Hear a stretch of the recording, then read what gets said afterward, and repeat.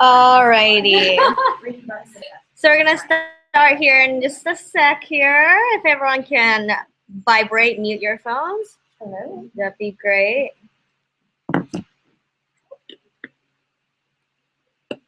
We're waiting for a couple more people to join. I am trying to Google Hangout this.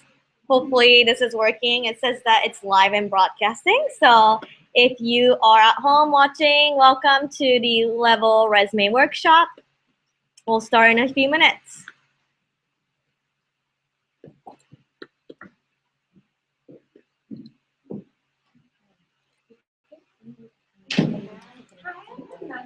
I do. It hasn't been that long. It's been like what? A little less than. I didn't even notice you. I noticed you on the list. Oh, okay. Where is she? I know I was running a little late today. Yeah. Yeah. Is it fun?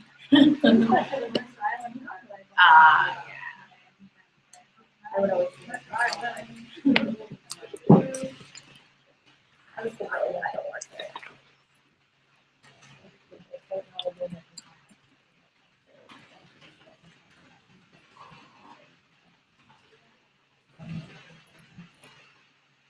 I didn't know about it because this is my first holiday with the company. I started in the last year.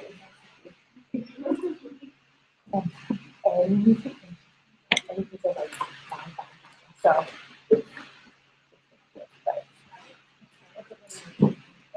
I'm not sure else I can do. It's all about the evaluation of companies. A lot of people good and bad, but in the community and how people that other people feel very much about personal connection. The 100% a lot of the people just they know each other, they communicate well. And that's another thing. Every single meeting of women, the majority of people all just want to find a solution to talk to everybody that this is my agenda, which is incredibly rare. I mean, I'm still kind of waiting for the other shoe to drop, and I'm like, it's really here. All right. So I think we're gonna start. Yay! Well, thank you for joining us. This is our first ever, I guess, career workshop series. Kate, do you want to talk a little bit about LEVO before we get started here? Sure. And is this volume okay? Do I need to talk better? I don't know. I'm really not sure. I'm trying to broadcast this for the first time. I love it. Are you recording it? Yeah, I think I'm recording, so hopefully people can This see. is gonna be the best part of the night. I know. Are you recording? Am I Do you want talking to loud enough? stop and then make sure that it's recording? Because I've been in that situation. No, I'm Oh just my gonna gosh, go for it. I actually did that. I interviewed somebody for an article, and it's like the most amazing. Like she's like pouring out her life story and all of this, and I had gotten so excited. I was like trying this new recording software, and I get to the end, and I was like, I didn't take any notes. Because typically when I do articles, I'll take notes. No notes, no sound bites, no nothing. no. And I get to the end, and I'm like, that's the best interview I've ever done. Oh my gosh, this guy was amazing.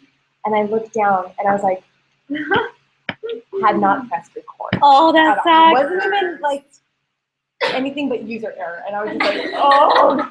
And so I like kind of had a freak out moment. And my voice was like, okay, quickly, don't talk, just write down everything you remember. And I was like, okay, but yeah. We'll see if it's recording. I think it's live right now, Okay. and then hopefully when I wrap up, it'll be on YouTube, so you can rewatch it. Awesome. So we'll see if it works at the end of the session here. So Kate, if you can let us know a little bit more about LEVO for people who are new or just joining, that'd be great.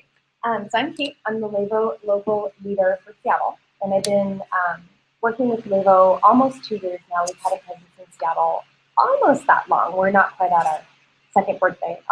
But LEVO is basically started by two gals that graduated from college and kind of realized there's not a big community for women entering the workforce. You'll find those awesome people, but it's really few and far between. And so they decided to create a resource, which started as an online resource for career advice, for kind of almost job board feedback board, kind of let's band together, and instead of fighting each other to make it, let's learn from each other, let's be a community. And so what was an online presence grew just wildly, and the community started saying, we want to physically be around people because it's a career destination. So you can find jobs, you can network, you can do mentors. We have things like this for the local, but we also have what's called office hours, where we bring in amazing CEOs of companies and different, different roles within companies, and you can ask them questions. You can live tweet questions to them. So really trying to equip that career woman in the first probably about 10 to 12 years of her career. And I love it because it's the kind of articles that you'll read of like what to wear to an interview, but also like how to quit your job when it's a really toxic place and you hate it. Nobody talks about that. You're not going to see that on LinkedIn, and you're not going to see it for a woman's point of view in the first 10 years of her career. And so that's really the focus of LEVO. And it's been awesome doing the LEVO local stuff as we've had people just kind of come out of the woodwork and see what amazing women we have here in Seattle. So many more fun events in 2015, but this is, as Maasa said, our first actual resume workshop. So afterwards, feedback that you loved, that you didn't like, you're like, oh, I wish that we would have talked about this, or this was really important, or this was amazing, or I'm never going to use that. Email me, let me know, give me that feedback. Even if the time you're like, for me, my feedback is I can't plan something at 6 when I know I can't be there till 6:30. So like even timing days of the week, like we want to make sure that events are exciting to you, beneficial. Y'all are busy. You're taking time out of your day. So any feedback, good, bad, or otherwise, please let us know. I'm hungry for it. So Totally. that's my very long intro. Thank you, Kate. So we'll go ahead and get started here. This is my first Prezi, so hopefully this will work. I love it. Let's see here. Is it working? Alrighty. So, okay, before we get started, I just want to quickly go over the agenda. We're running a little bit late, but we just had our mixer. I'm going to present, and we'll have a Q&A, and then the workshop session where you guys all get to work on your resumes. If you guys have a printed copy, great. If you have a digital copy, that's great too. We'll go ahead and try to get to everyone, or we'll try to work on it a little bit, and then we'll wrap up around 8 o'clock, and we'll try to have you late here. So welcome to the workshop. Kate talked about labels, so that's a little bit. Okay, so who the heck am I? So my name is Maasa. I've been in the recruiting staffing industry for the last 3.5 years. I have recruited for various organizations, both agency side as well as corporate side, in medical, technical, gaming, creative, marketing, kind of runs the gamut. I work for a company called Aquent currently. I've been here for about 2 years. We're the world's largest creative and staffing marketing firm. So we help out all the Fortune 500s in the area and around the globe to place contract staff. And if you are fortunate enough, you get to go full time, like most of my candidates do. But it's a great way to get your foot in the door with an amazing company in creative and marketing. And you can find us at aquent.com, and there is my contact information if you don't have it already. What I want to go over, why are we here? So as a candidate, I feel like we often submit a resume and it's like a submit and pray. Like it goes into a black hole of whatever computer system out there, and you never hear back, or you get this generic like, oh, thanks, but no thanks, we filled it, like 2 months later. So like as a candidate, you just don't have a lot of visibility to what goes on kind of behind the scenes, like after you hit that submit button. So I want to make sure that, like, from a recruiter perspective, I see a lot of things that you guys don't see. So I want to kind of open the doors up and kind of show you guys, or at least tell you guys some of the things that I see happening, and offer my side of the story. So insights based on experience working with hiring managers, looking at thousands and thousands of resumes each week. I mean, it's crazy the resumes I go through, and in the feedback that I get that you guys don't maybe hear from the hiring team, like why you weren't selected, or maybe why you were selected. So that's something that I want to go over today. Alrighty, so the overview of this workshop, we'll do like a 101. What is a resume? Maybe an anatomy of a resume. What happens to a resume when you hit that send button? My side of the story. Do's and don'ts of the good, bad, and the ugly. And how to put it all together in action and practice and Q&A and workshop at the end. And let me know if I'm talking too fast. Yeah, and I'll send out the Prezi. I do have this recording, so I'll try to do both if it's successful. Yeah. So let's talk about what is a resume. It's definitely just like, it's basically a marcom piece. What am I mean by marcom? It's marketing communications piece. A resume is basically trying to get you the job, right? It's selling yourself. Like, hey, this is who I am. This is what I'm good at, and this is why you should hire me. It's just like maybe like selling a product. Why would you pick up one product over another? Why would you pick up a MacBook Air over maybe a Windows PC? You look at the product description, all the capabilities. Does it got more RAMs? Does it got more functions? Does it have all the foo-foo? If I'm a creative designer, maybe I want to look at a computer that has all those capabilities. Maybe if I'm a tech nerd who wants to code all day, maybe I want more of a PC like hardcore engineering notebook. So it's all about your personal brand and selling yourself. So I would compare your resume to maybe a product description or packaging that's enticing. Like, why would you pick one product over another? So it's basically like a carrot or a bait. It's a shiny thing that entices hiring manager to give you a shot to interview. It's everything to get to that interview stage. Because after that, it's basically up to you to actually back up what you say on the resume, right? This is the bait. Like, that's gonna be the first step into getting you that shot to the position. So I wanted to share this really neat quote that I saw. I think it really speaks true to this thing that I'm talking about, basically the concept. Candidates are judged by how well they do their jobs. They're judged on how well they describe how they do their jobs. So I think it's really true that, it doesn't matter, it's sad to say, but it doesn't really matter what you do. It's basically how well you can sell yourself that you are actually doing the job. Because candidate A and B may have same skill set, same job, but if candidate A is way better at selling himself, obviously the hiring manager is going to pick candidate A because he's able to portray or describe his describe his background a little bit better, and that's what's going to get you that job. So anatomy of a resume. So obviously just kind of doing this super basic thing. Definitely have that name and contact information. That's how we find you and give you a call. So please make sure that that's very clear, perhaps maybe at the top of the resume where it's easy to find. Yeah.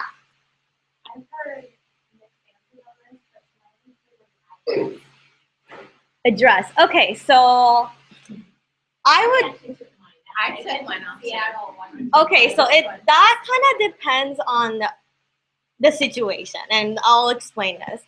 Definitely have a name, first name, last name, phone number, email address. That's like basic.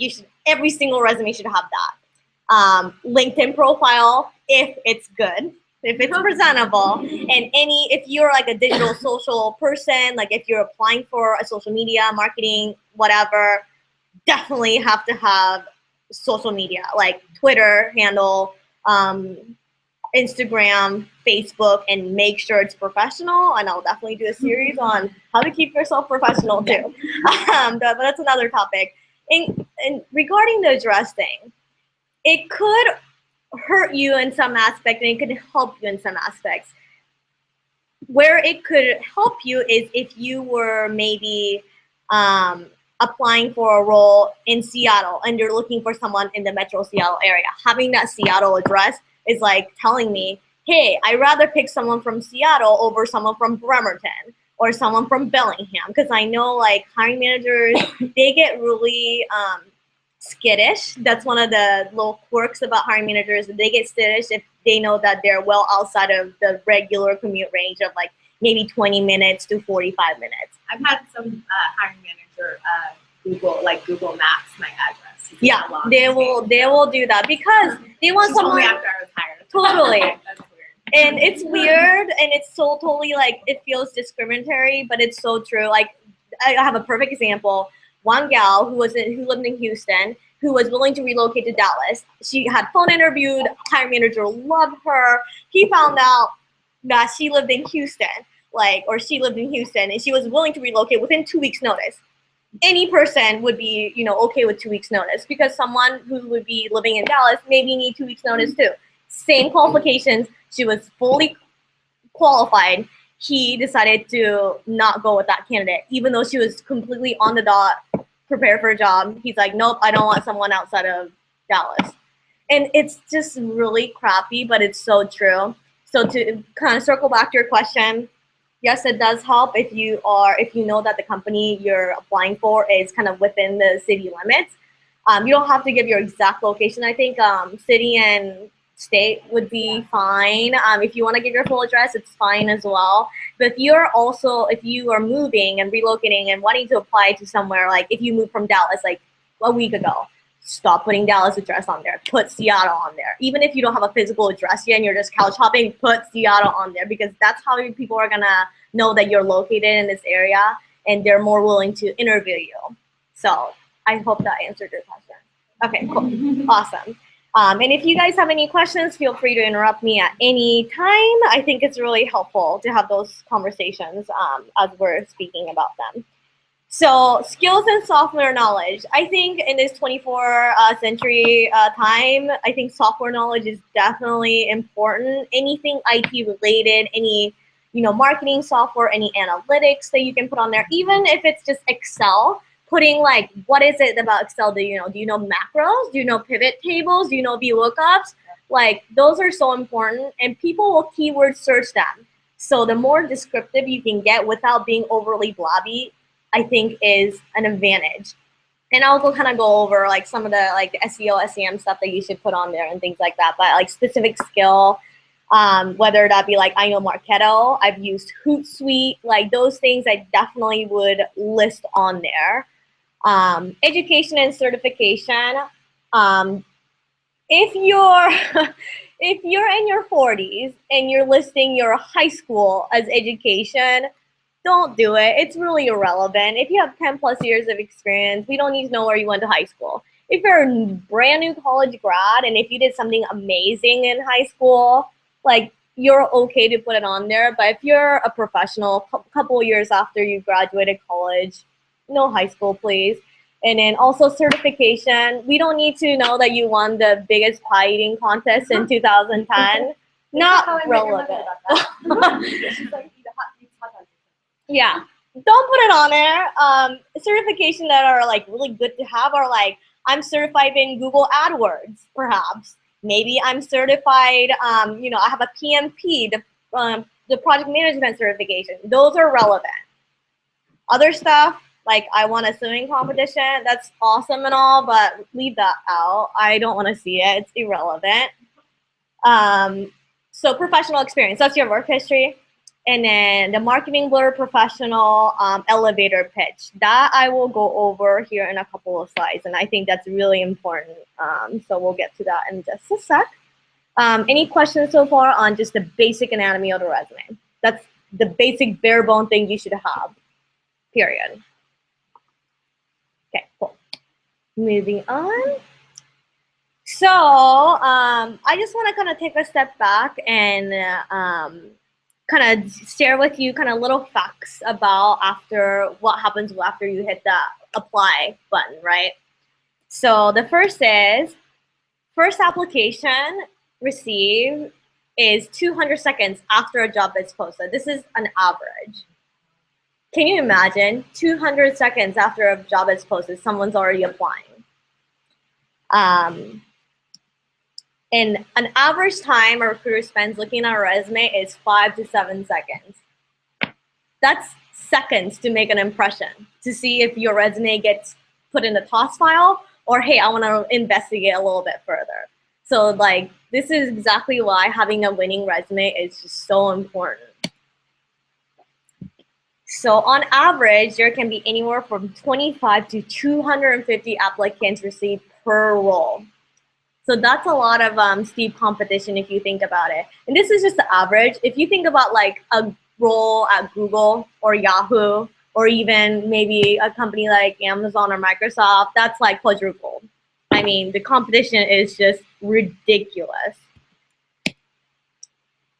And then the last little fact is that 17% chance that your cover letter will be read. So if you think about it, cover letter isn't really, don't spend a lot of time on it, but do spend time on a marketing blurb, which is similar to a cover letter, which I will go over here in a second here.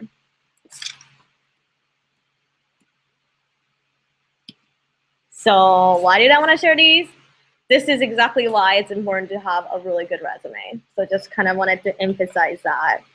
And then I wanted to share a couple more facts here. Actually, let's go here. Okay, so wanted to move on to do's and don'ts of a resume here. And there's a lot of information on there. And I'll go over each kind of like square. So feel free to stop me if you need me to slow down. Okay, so wanted to share the basics of the do's and don'ts. So grammar and spell check. Please, please, please do that. Whether it be spell check on your computer or spell check by a peer, friend, family, whatever, please do it because it happens way too often. About 61% of recruiters will automatically dismiss a resume because it contains typo. That's a search based on Career Builder that they did. And in a similar light, 43% of hiring managers will disqualify a candidate from consideration because of spelling errors. So that's a lot. I mean, it's really easily preventable. So make sure you just pay attention to that. Font size. There's nothing I hate more than a resume that I have to squint to look at. No one wants to do that. And remember the fact that a recruiter only spends like 5 to 7 seconds. If I'm spending 5 seconds squinting to even understand what's on the paper, that's your loss. I mean, that's like precious time that I'm wasting that I'm probably going to be like, well, can't read, so I'm just going to move on because I have a lot of resumes to go through. Like, it's just, you know, how it is. So make sure that you don't use anything smaller than size 11 font just to make everyone easier to read. Question on that one. Yes. Should you keep it to one page? Is that like a hot button for a lot of recruiters and people to look at? I think I might cover the 1-page rule a little bit later. Yes and no. Yes and no. So I'll get to that. If I don't get to it, bring it up again at the end. All right. So font size. Don't use fancy letters needed. Just stick to what's easily scanned. So going back to the fact that I need to be able to read it really easily and very clearly. So the good ones are like Times New Roman, Arial, Cambria, Georgia, anything that's just basic, no curly fonts, no like crazy things coming out. Like bad would be like Comic Sans. You're not 16. Please don't use Comic Sans because I've seen it before and it's awful. So keep it professional. Formatting, use of bold, underlines, and italics. Use them strategically. The reason why I say this is because having a clear, professionally organized resume format that presents the relevant information where recruiters can look at it, it will improve the rating of the resume. Like first, okay, so what I'm trying to say is if it's exactly the same content, but one is formatted to where it's just really clean and nice and where one is just jumbled or it's got weird formatting, I will guarantee that the recruiter will read that formatted resume 20 times over than the unformatted one. So use those bolds and underlines strategically. Don't go too crazy, but I think it's effective, like bolding the title of your position if it's relevant, or making your name kind of a little bit bigger on top so you know like exactly who this person is, what they've done, etc. So use those, but just be careful, be strategic. So the studies show that it improves by 60% without any change in content for professional looking resume versus an unorganized resume. So that's 60% chance that you're getting on top of whatever content you have. to be read. So that's, I think, that's pretty significant. PDF versus Word. So if you use your resume in a PDF format, a lot of the ATS system, when I say ATS, it's applicant tracking system. That's how recruiters and hiring managers keep track of your resumes and house your resumes. It's not it sometimes won't be able to scan parts of the content. So if it's in a PDF format, just make sure you have a Word format available. So upload both so that the computer system will be able to parse the Word document, or just send both. But I would just say do a Word one, unless it's like super formatted where it's gonna mess it up if the settings are wrong. Then have a PDF copy ready to go. Maybe have it printed out. But I would just default to Word, unless your resume is like super graphic and can't be in a Word. But that would be like a good default to have. Okay, pictures on resumes. I would say just leave that to LinkedIn. I've had resumes with like cute little pictures on top, like showing who they are and whatever. It's all right, but a lot of times it's probably gonna hurt you more than help you. We have LinkedIn for that. It's great. Like, I like seeing candidates' faces. Like, I like to know who I'm talking to because it personalizes who they are. It's not just like a resume, right? It actually connects to a person. It's so easy for us to go on LinkedIn and look that up. You don't have to put it on our resume. I think it's more unprofessional than professional. I think that's just. Yes, correct. Yeah, so it is definitely a culture thing. I've seen a lot of like European resumes when I was recruiting for Microsoft. A lot of European resumes and Asian resumes will have pictures. I think in the US culture, it's unnecessary. I think I've seen more adverse reactions than like a positive one. So that's just, I think it's up to you, but I would probably leave it off for the most part. And then my kind of take on infographic or fancy resumes. I don't know if you guys ever seen like the cool, crazy resumes. I think leave that to the creative people. If you're like a graphic designer, if you're like an art director, UX person, I think having those infographic resumes could help you because it showcases your talent. But if you're a marketer, like it definitely could help you like present your projects visually, but it's not necessary. Like rather than that, have a portfolio perhaps to supplement your work rather than having it on a resume. Resume is just for us to understand who you are. I think you can supplement that, creative side with a portfolio or something like that. So infographic, cool. Is it a trend? Yes, but not everyone has to jump on board. I think this is a given, but having an appropriate email address and phone number or like a voicemail, please keep it professional. I've had this is no joke. I've had resume that has like bigbootyjudy@yahoo.com. No joke. Did I call that person? No way. Like, come on. Like, if you have like soccer mom 68 or something like that, it's cool that you're a soccer mom, you're proud of it, but I think the best way is like having like, mwalker@gmail.com or maasa.walker@gmail.com or something that just has your name. Keep it professional, or if it's not your name, just keep it just generic. Don't put anything that could be, interpreted as not so savory. So one of the facts is that use of an unprofessional email will get a resume rejected 76% of the time. So there you go. Don't use it. And also unprofessional voicemails or ringback tones or a phone to your parents' house. That's a classic. If you want to get a job, you should put a number that can personally reach you, not like, hey, can I speak to Joe, please? You know what I mean? Like asking, like calling your mom and asking for you isn't very professional. Like I think you should have a cell phone by now. If not, have a Google Voice something so they can get to you very quickly and efficiently. And then voicemails, don't be like, yo, this is Joe, leave me a holler, beep. Not so good first impression. So keep it clean and keep it professional. All right, so social media. This is a tough one, I think, for our generation because we are so share happy.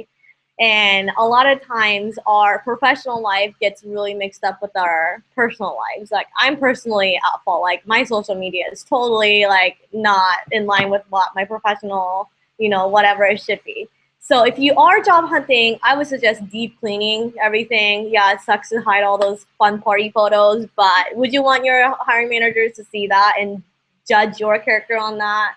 Like, there are settings that you can do to go hide that. That's something that I can maybe, like, we can do a workshop. You can probably do a workshop I can help you with that one. Kate's like a social media guru, so she can probably help you on that. But just deep clean it, practice what you preach, just keep it clean and concise. Yes, keep it private. And then references upon request. I hate this when they have that at the end of the resume. Is it necessary? Yes or no? If people want to contact your hiring manager, are they gonna? Yeah. So having that references upon request, I think, is not necessary. And I think it will go kind of in line with what I'm gonna just talk about a little bit later. Keep it relevant, keep it to the point, keep it concise. All right. So here you go. Link. Does the 2-page rule apply? So in general, I think it's a good idea to keep it as short, but as long as it absolutely needs to be to convey that you're a perfect match. So I would say a general rule of thumb is keep your professional experience to at least a decade. If you have more than a decade, is it relevant? If it's relevant, include it, but keep everything concise. And learn to love the white space, people. Don't jam all this like crap in one paper and I have to squint to look, because I'll tell you, I won't look at it if I have to squint. Just be clean and functional and don't overcrowd. A lot of older professional people, they have a lot to say, but does every single job experience, does your every single description, is it really relevant to the job that you're applying for next? Probably not. You're a marketing assistant doing like, execution for some email campaign and you're trying to apply for marketing director role. Is it relevant? Not really. So you don't have to have 8 different bullets on your marketing coordination experience about what you did. Like you were basically like running around doing trafficking for all those people. Like keep it relevant to what you're aiming for. Let's see here. Sure.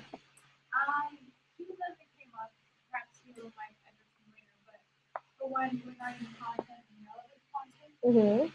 What about gaps in your resume and the fact that if you have gaps, you're doing other things, but things that you're doing aren't necessarily relevant to what you are applying for right now. Mm-hmm. Thus, that's why you need gaps on your resume. Because you didn't want to put that you worked with the general public store. If it's not relevant to marketing, so what do you do about gaps? And then also, format, what about content tables and ATS parsing out the content tables, or just doing the format of like you're talking about table like rows Like and Excel columns, chart. Excel chart. like what document you have. Yeah, tables shouldn't prevent ATSs from parsing. It's just making everything kind of all lined up. So don't worry about that. To answer your gap question, that's a hard one because sometimes it does turn off both recruiters and hiring managers if there's a big enough gap. Like we wonder, why weren't you working? What were you doing that time? So it's good to have like, if you, let's just say that you worked a relevant job and then you have like maybe a couple of years of Ann Taylor retail or whatever, just because the job market was bad or whatever, and then you have another relevant experience. I would definitely include that Ann Taylor, but you don't have to like go into like massive detail about like how you clean the store from tip to the bottom and like a story, maybe 1 or 2 lines. That's it. So you can see, oh, she was working. And then to supplement, that's where the marketing blurb comes in. Like that's where you explain yourself. Like, hey, like after 2008, she worked in retail for a few hours until the job market got hot, and then she obtained a job at X company as a marketing coordinator, doing blah blah blah. So yes, if you have a gap, I think you should have something on your resume, but explain it a little bit more in detail in the marketing blurb rather than in the actual resume. You can always say sabbatical. I think that's such a cop out, but a lot of people use it and it works. It's a lot better. It's a lot better than saying I wasn't working, I was just on the couch hanging out, you know. Sabbatical is such a professional word. I fall into it too, but I mean, people will ask about it, so you better be able to back it up. But that's a little recruiter tip for you. Sabbatical. I took a sabbatical. Yeah. Alrighty. So the one thing I hate about a resume is having an objective. Is objective really necessary? So let's think about it. Objective says, I'm looking for this kind of work in this kind of environment, right? What does a resume do, guys? It's a selling piece for the hiring manager. Its resume is not for you. We don't care what you want, really. Well, the hiring manager doesn't really care what you want. We want to know if you are a good fit for a job and you're going to work out with the team. That's it. So having an objective is like what you want versus what you can offer. You don't want to put what you want. I mean, you can convey that through a resume, but you have to do it in a different kind of angle. So you should always say, hey, this is what I offer to the table. This is what the value you're gaining from hiring from me. So always ask, what's in it for a hiring manager? Is it in it for a hiring manager? If the answer is no, don't put it on there. So change objective to professional summary or marketing blurb. Keep coming back to this marketing blurb. What is it? I'll get to it later. Paragraph versus bullet points. Again, it's the same thing. Keep it concise, short, and to the point, and also keep it relevant. The one thing I hate is having a block of text just running and running and running, and I can't even scan through, like, what is this person saying? It could be great content. It could be saying a lot of good stuff. If it's blocky and if it's just there in like a chunky paragraph format, I don't want to look at it. Just keep it, bullet pointed is probably a good default. And just remember, is this easy to scan? And if it's yes, just keep the format. If it's a no, I would probably parse it out a little bit more. So again, make it easy for them to understand you. So a couple other things I want to point out. Abbreviations. It's really hard. Like, I'm going to bring up an example, like Microsoft, for example. They have a lot of industry-specific abbreviations or even group-specific abbreviations that outside of Microsoft, they don't mean anything to us. So make sure that you're trying to be explicit instead of implicit. So if there's a lingo in your industry, like, for example, Morgan, you work in the financial industry, I'm sure there's a lot of lingos that people throw around. Maybe if you're applying to a role that's outside of financial or maybe a little bit different, just spell it out. Like, you can use a lingo, but put a quote or bracket saying just this means blah or whatever. So make sure that you're not implicitly thinking, oh, I'm just gonna put all those abbreviations and people are gonna understand. So be mindful, never assume that they know anything. And it's always good to use layman's terms, but don't sound too simple. Obviously, don't be like, I did this and I did that. But just be professional, but just keep in mind your audience if you are applying to jobs that are outside of your industry specifically. So, all right. So having a generic resume. I think a lot of people put too much information. If it's not relevant to the job, leave it out. Sometimes less is more.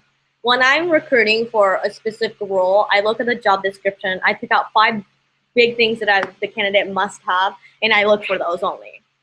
If it's not easy for me to pick out, oh, you did this, and that, boom, boom, boom, perfect match, I'm going to call this person, then you're not going to get a call back. You could have that content in there somewhere hiding, but if it's not front and center of what I'm looking for, you're not going to get chosen. And people always wonder, oh, why didn't I get a call back? That was a perfect job. Well, it's probably your resume, And this is the opposite case for when you're posting. Okay, so I should go back. If you're applying for a specific job, you should make sure that your resume is on point to what that job is. But if you're posting a resume to a database like Monster or Career Builder, It's the opposite. Make it as generic as possible. Put as much keywords in there.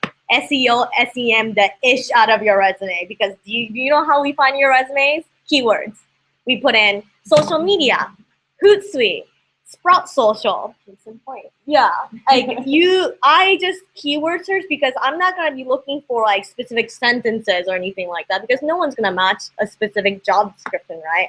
I'm like, okay, this job description, okay, they need SEO, SEM, they need to have managed a vendor, so I might put in vendor relationship or vendor management on there. Maybe an assistant, a coordinator, marketing, social, digital, online, all those keywords. I want to find some combination of that. So if you're putting it into a database, make it as generic and keyword friendly as possible. If you're applying to a specific job, you gotta laser focus your resume and leave all that crap out. Leave the crap that is not relevant. I've never had any luck using things jobs. Like, I've never gotten a call back really that way. I've never found jobs that way. Which recruiters heavily use those, or I don't know, how do you compare it to me, like, you know, some kind of recruiter applying to that? So are you talking about you haven't gotten a job like You mean job boards? Or like monster.com. Or like Career Builder. like you're the one who's searching for a job? Yeah, like if I'm the applicant, like posting my resume and filling all that out. It's never been really effective for me personally, and I've had a lot of success other ways. Like, do you think that I can speak on this because am a hiring manager at my job or my former job. So I use Indeed a lot all the time, and I, like she said, SEO, SEM the heck out of your resume, and I use that for probably 3 or 4 of the roles that I filled. Yeah, like the other ones, not really. I mean, I think they're really popular maybe in the 90s. Right? Yeah, it's kind of like a dial-up connection. It's like it's kind of vintage. Yeah. Yeah. So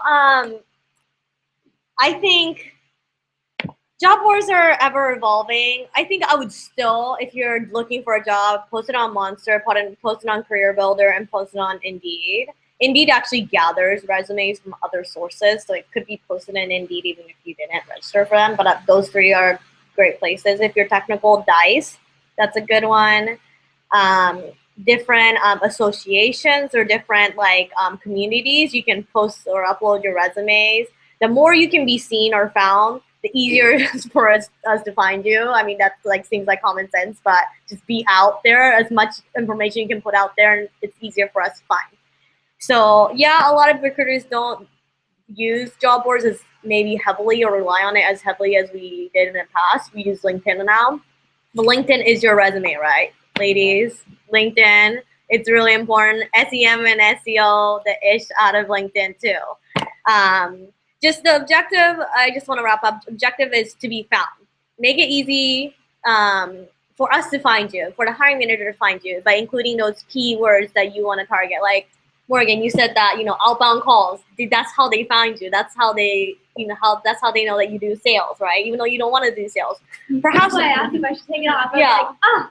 Maybe it's a good idea to take it off if that's not your focus. Yeah, if it's not what you want, don't advertise it. And if you can mention it during the interview, hey, I also did some outbound calls. I'm capable of having that sales side of me, but that's not what I want to focus on. So you can mention it in an interview, but it's not necessary to have advertised front and center in a resume, I think.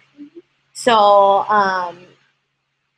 did I answer your question kind of? Okay, because I got kind of off track in a tangent.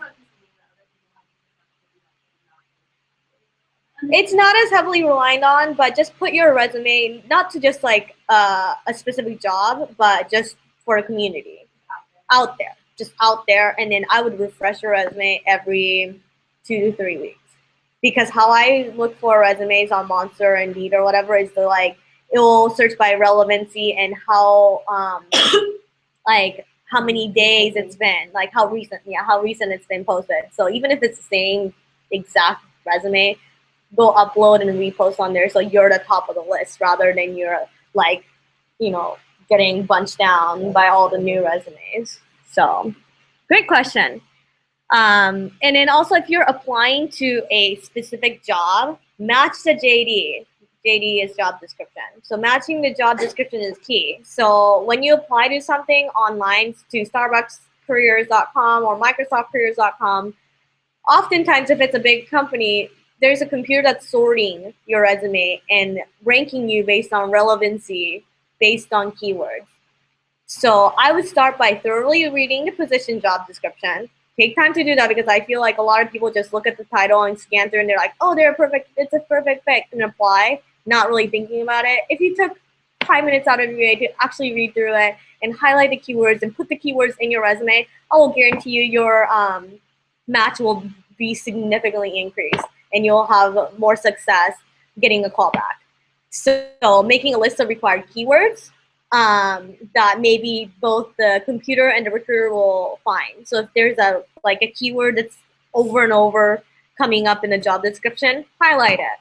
Maybe include it or incorporate it in your resume. Use it multiple times within your resume. Because I'm gonna see my eyes are just trying to look for those keywords, like boom, boom, boom, boom. Do I see that within the first 5 seconds? If there's a lot on there, I'm like, oh, digital, digital, digital, digital. This person is a digital marketing person. It's just easier that way. And same with the computer. I have a quick question, which Sure. I'm not sure if you can speak to or not. Yeah. Because I've done the matching of the keywords, but I'm looking a little bit outside of what I do exactly right now. And I feel like sometimes on applications, I'm tempted to be a little too honest because they're like, how much experience do you have with these specific things? And it's like, with all of these things, none. Can I do it? Absolutely. But I feel like you don't want to say none, but you don't want to lie. You know what I mean? Ooh, that's tricky. Yeah, because it's like, wait, I don't do that job now. It's But not you I'm going could. from A to A. It's like I'm going from A to C. If you answer like a guy, you'll definitely get more interviews. Are you gonna pass? Are you gonna get the job? Probably not, because when my hiring managers are telling me, hey, I want someone with affiliate marketing experience who's specifically managed vendors.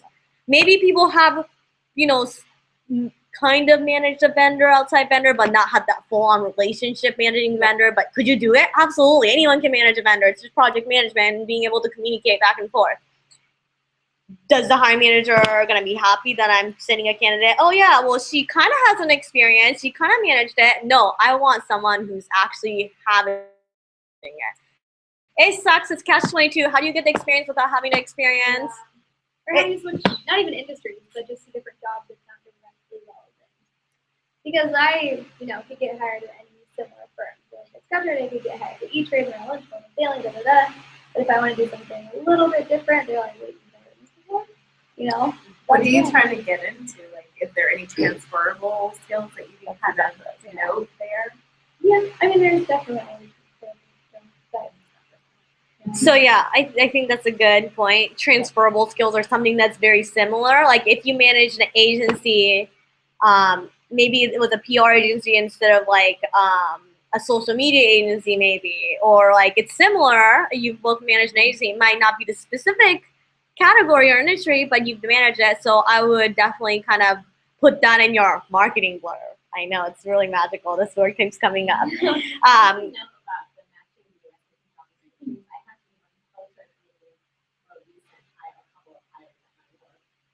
My job was to match because we all want to see kind of the minimum qualifications.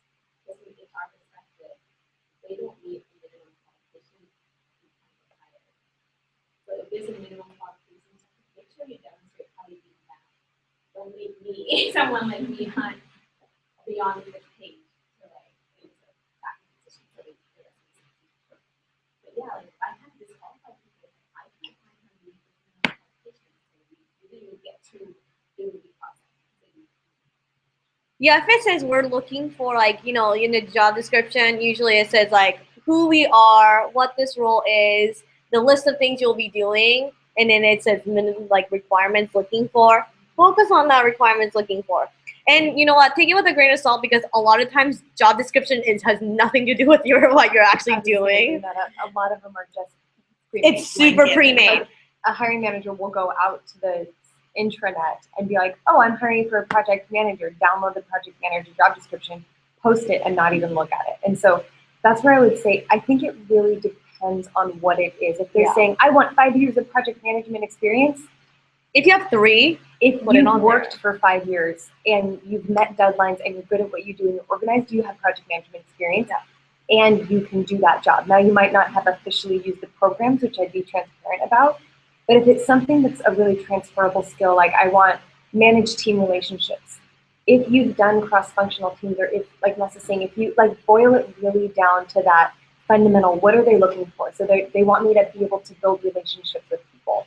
Oh, well, in my other job, I did that, and I had to make friends with the mailroom guy to get my job done. Well, you managed a relationship. You forged a relationship. So that's where I would say you would fudge it. I would be very, very careful, having worked in a lot of the technical and being in social media. Do not overstate. And guys do it all the time. And this is one thing where I'd much rather be a girl and be really honest about my experience with certain programs. Yes. Because if a hiring manager hires you thinking you have 3 years of experience and you step into the job and you have 1, and you're not going to be up to speed the way that they want, that's not setting you up for success. In the long run, it would be better to take a little bit junior role, outshine it, and get promoted quickly. So that would be my strategy, but that's just one way to think about it.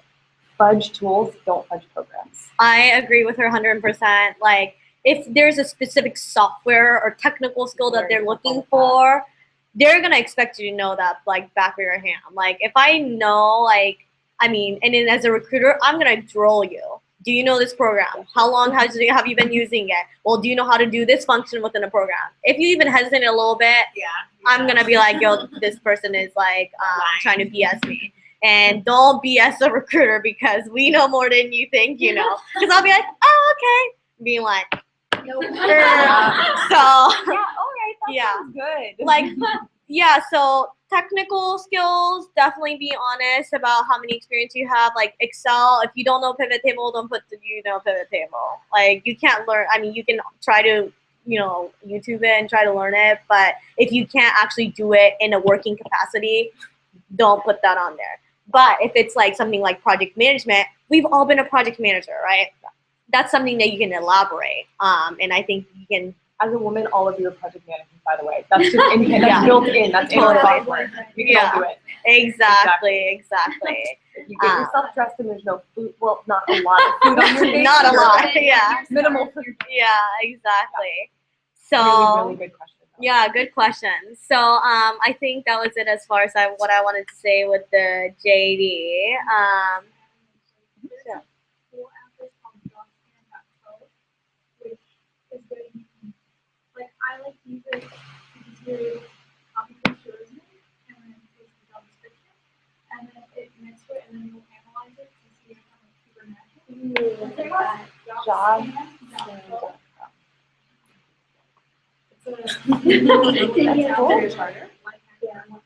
Cool.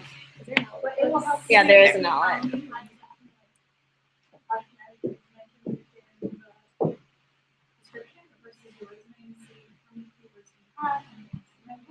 Yeah, that's really good. Thanks for sharing that, Monica.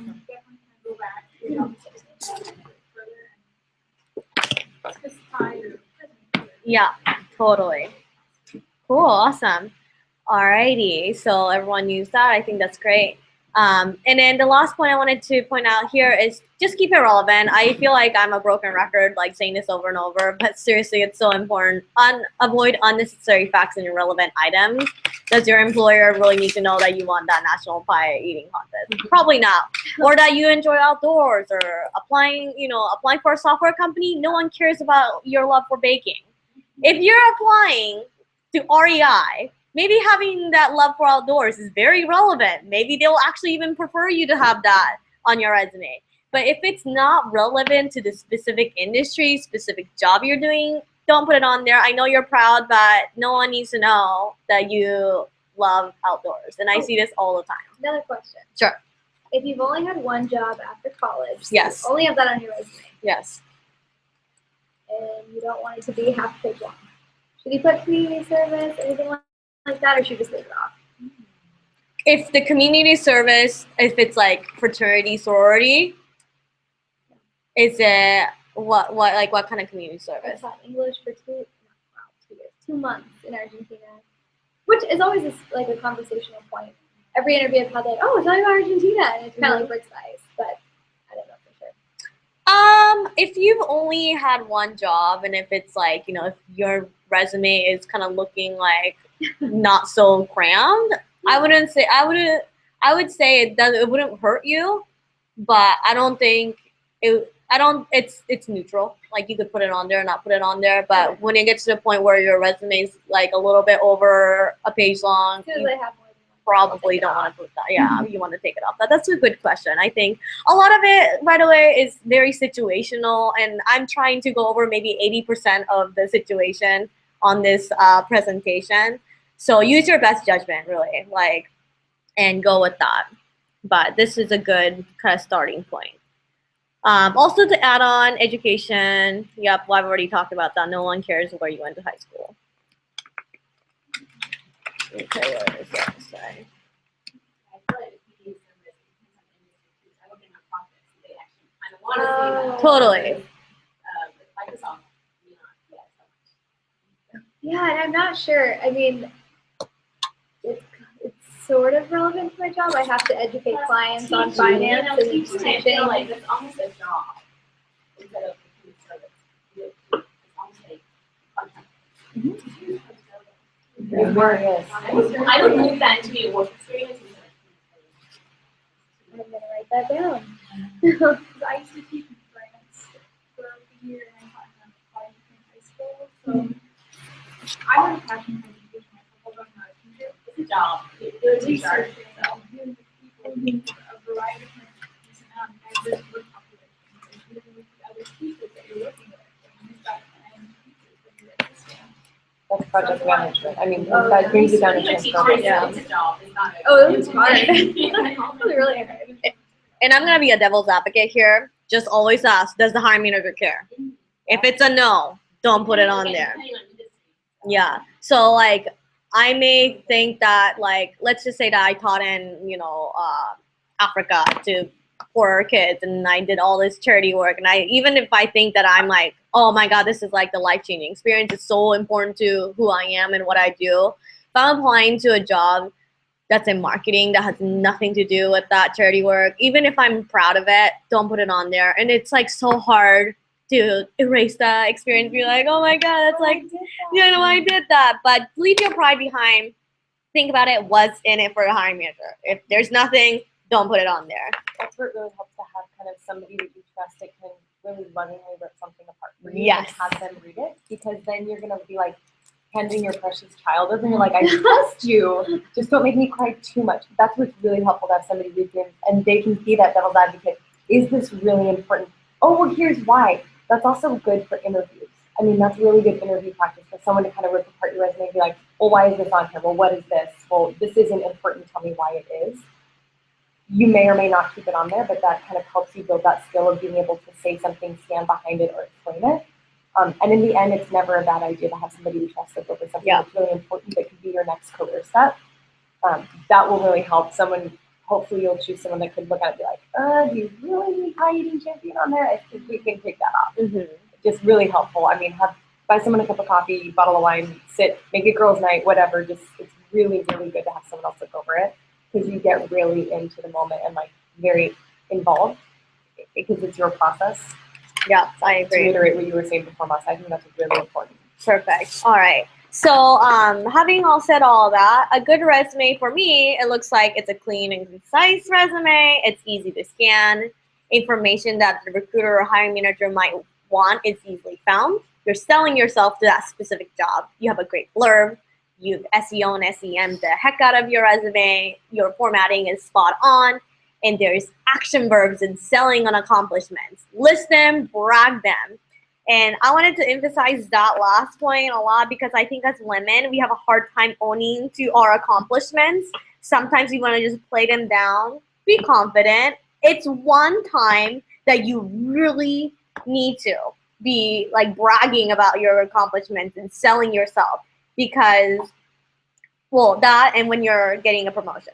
Those are two times that you shouldn't feel ashamed of like boasting your accomplishments, because you need to get that job. At the end of the day, if you don't tell them what you've done, and if you're not confident, if you can't stand behind what you've done, we're not gonna really know. We're gonna be like, oh, so did she really do this or did she do that? Was it a team project or did she do it on her own? So don't be afraid to tell them what you've accomplished, but just don't make stuff up because we'll find out later. And that's not a good thing. And it's not a good Really thing. not good. Yeah, really not good. If it's a team effort and you've only done like a little slice of it and you said that this was all your stuff, we're gonna find out. So, but you should emphasize, hey, we did this team project, we accomplished this, and I was part of it specifically in this way. That's perfect. As I'm like, okay, so I exactly know what role you played and how you contributed to the overall project. That's good. Don't say I did this project, period, because you didn't do it all by yourself. I know that. You know that. Can I ask about projects? Sure.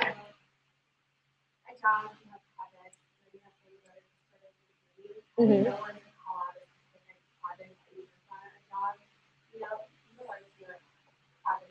That's the golden rule on a resume. Yeah, That would there be my you first go. filter. I'd say, do I feel like this project, does it somehow give my validity? Yeah. Does it somehow validate that I'm the right person to be in this role? And does it catch the hiring manager's eye for what they want me to do? Yeah.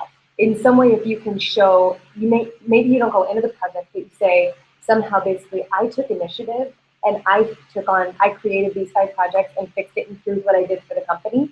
A hiring manager would want to see that small bullet point of, oh, they take initiative and they get return on investment. A recruiter's not going to want to read through every bit of the project. That's where it's kind of like when I did PowerPoint teaching, it's like a PowerPoint is one thing and your speaking notes are another thing. So kind of think of your resume as like the PowerPoint. If someone's going to scan something and want to quickly get the information, that's what's up there. That's not all the information because you've got your speaking points once you get to the interview point, but is that project going to cinch that hiring manager wanting you? If yes, include. If not, minimize or somehow roll it up into another bullet point would kind of be my, add on or Mm-hmm. give your feedback, but that would be my number one. Does the hiring manager care? Does this prove that I'm the best candidate? Those would kind of be the 2 that I would ask. Again, resume is to get to that interview stage. Once you get an interview, that's when you can elaborate. Because if you don't get to the interview stage, and how do you get to the interview stage? For us to scan and just meet that basic qualifications, like minimum qualifications, that you have this, this, and this. All right, then she's moving to interview stage. Then interview is the discovery phase where people really want to understand, like in depth, okay, now tell me what you did. They want to get to know you because of those bullet points. So like Kay said, PowerPoint is your resume.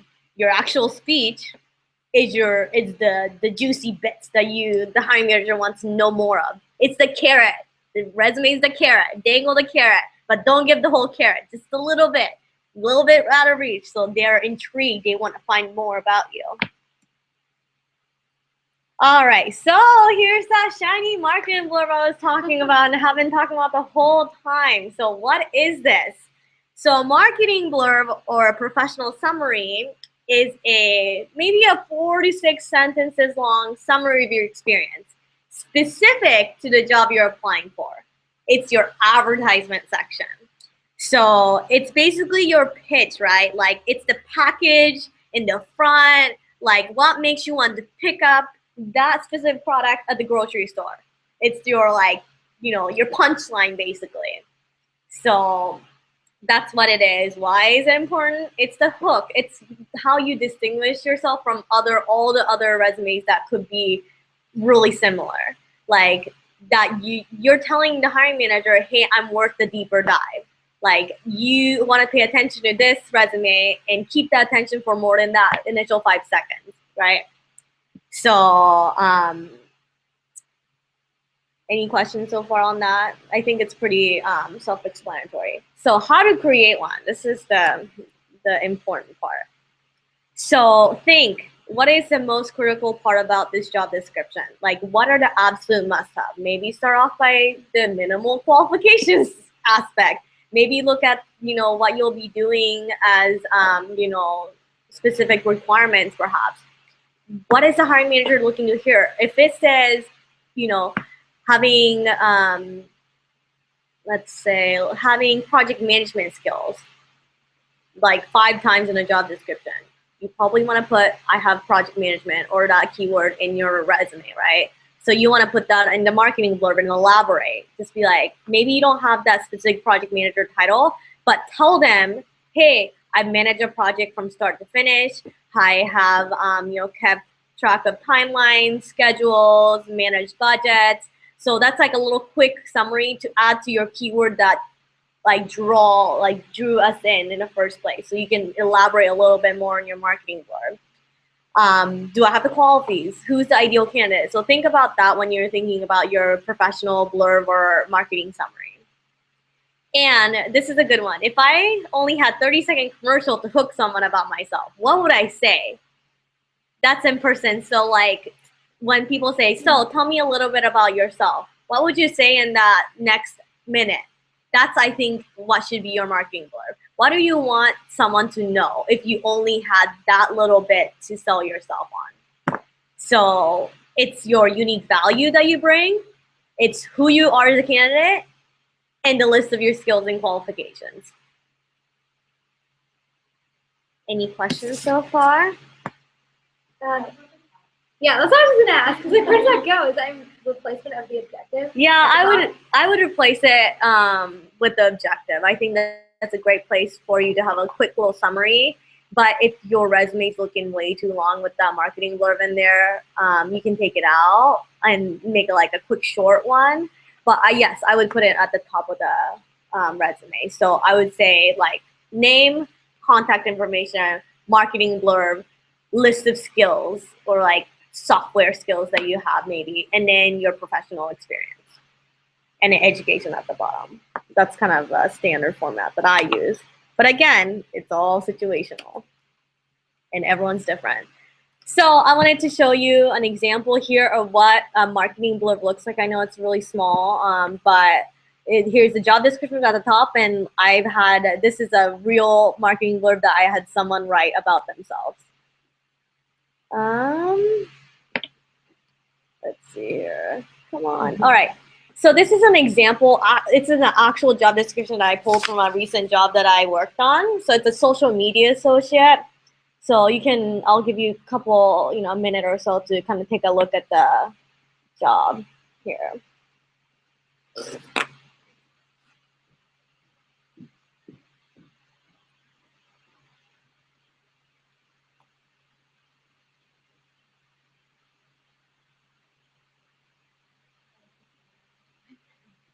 For sure. That's huge. Oh, yeah, it's so huge. That is 90% of my job.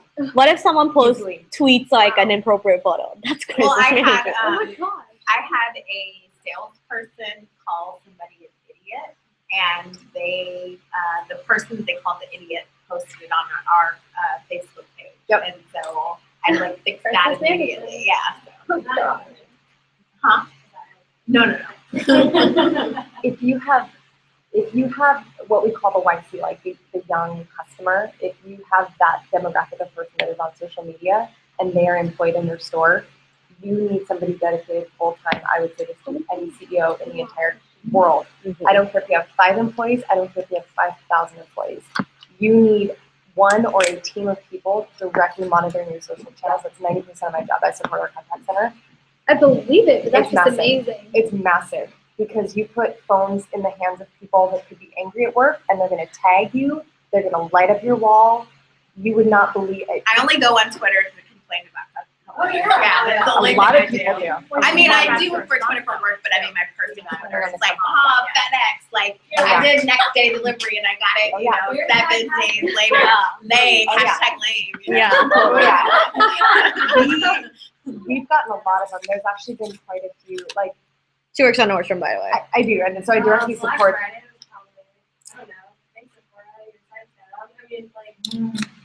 Oh, you have no idea. I will say this lovingly. Oh my gosh, Yeah. read our Okay. Facebook. Read our tweet. Oh, our contact center is fantastic. It is classy, but not everybody. Yeah. So, and that's where something like thinking about those transferable skills. If you're trying to get into a new industry, that was actually a fantastic kind of segue. Then I really want to get back to what you're saying. Go ahead. I'm eating. Is perfect. Have an informational find somebody that's in that industry and start to talk to them. Like if you want to get into social media, talk to me. If you want to get into recruiting, talk to Maasa. If you want to get into, some industry that's different than yours, the key is really, and that's where it kind of to answer your question, like, well, does the carrot come first? Does the horse, cart, egg, chicken? Like, how do Seems like if you apply online, you're not going to get hired. Nope. Exactly. It's all networking. No way. Exactly. It's See, all I don't think networking. that's always true in my experience, and I usually like switch jobs every year because I'm never satisfied. I always think there's something better. But in my experience, I've gotten more jobs by applying than actually networking. I mean, I know a lot of What people. industry are you in? I'm in marketing. See, that's highly transferable though. Okay. And marketing has that perception. It applies to everything. It's a highly transferable skill. They'll find a fit for you anywhere. Mhm. Whereas finance, I think, having like a finance background or having a tech background, it's harder to get in. Even though I know you have the transferable skills, how do you tell somebody in 5 seconds that you do when they're looking at a marketing resume and they're looking at a finance resume, but you're trying to break in the social media, and I'm the social media recruiter. So it's like, talk to somebody in that industry and find those buzzwords. Like, you would never think that crisis management for social media. I just went off on a tangent about that's 90%. And I'd be applying without ever knowing what that word means. Or Exactly. And so and find never people. That's where networking really comes in handy. Okay. LinkedIn, connect with me, make sure if there's any intros I can ever make, but find people that are in those industries, sit and talk to them, and really, more than like, well, what do you do on a daily basis? Like, what's the crappiest part of your job? What's the most extreme? What takes up a lot of your time? Like, it's kind of on you to find those questions that it changes per person. Relating to that, Mhm. I'm glad you brought that up. I get people reaching out on LinkedIn for finance roles that are in sales. Yep.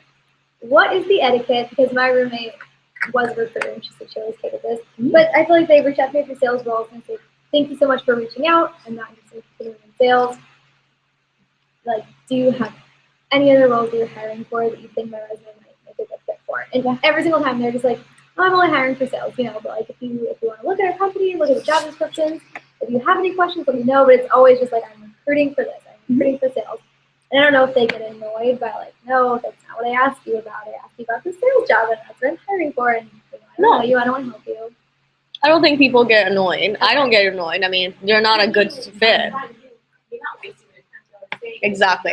Yeah. I hate it when people waste my time. If you're not wasting your time or wasting my time, And that's they fine. might know, like the person next to them might be hiring for something. Exactly. They could be like, oh yeah, I'm not, but I know Joe was talking about so and so. Let me connect you with him. Never hurts. Just don't be rude to the recruiter. Yeah. Because you never know. Yeah. Don't piss off the recruiter. Don't piss off the recruiter.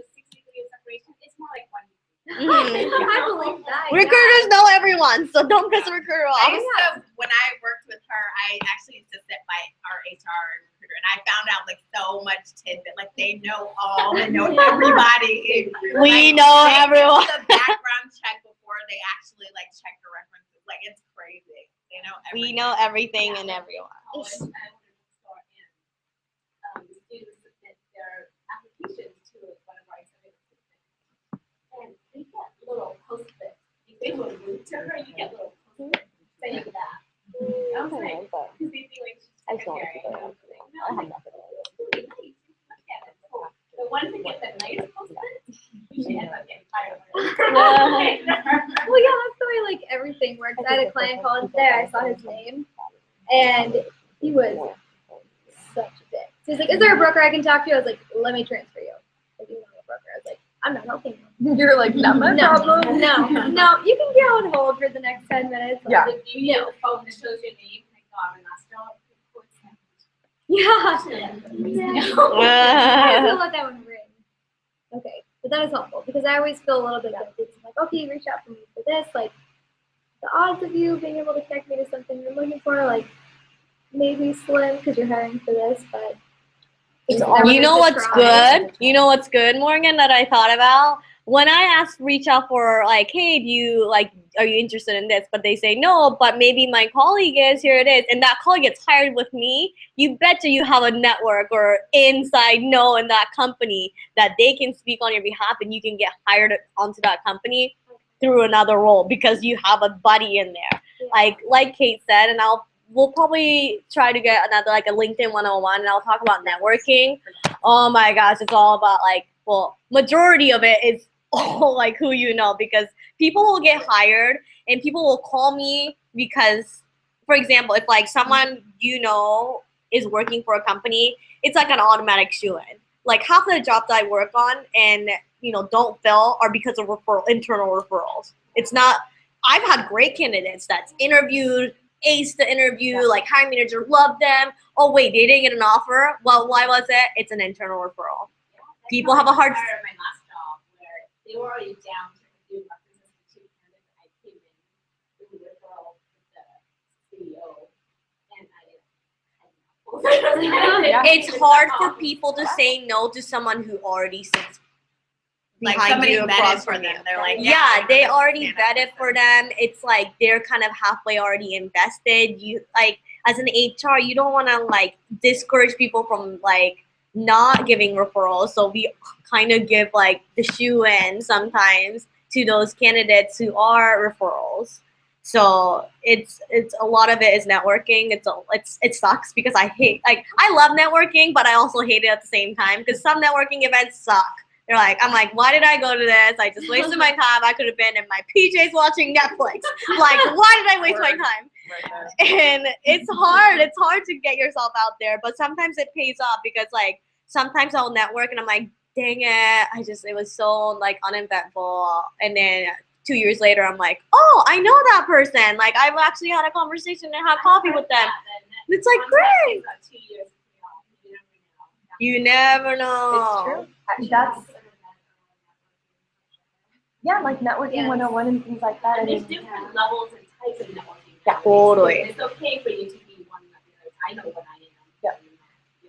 Yeah. So like kind of off on a tangent, but if you have great ideas or suggestions on topics, things that you want Kate and I to kind of bring up or bring in an expert, let me know. I'm sending you guys a survey afterwards, and that's part of it. It's like we have ideas coming up.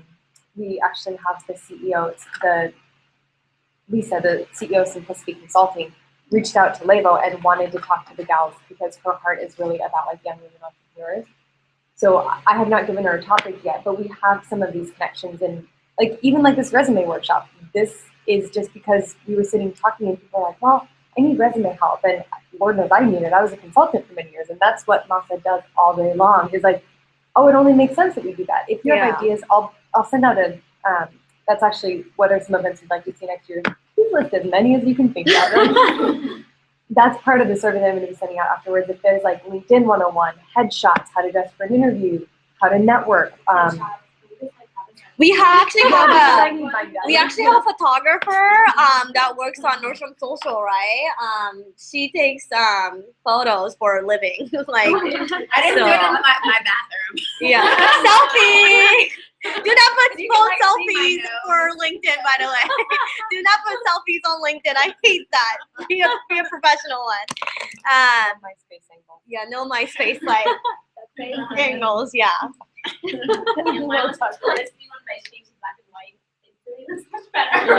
Yeah, exactly.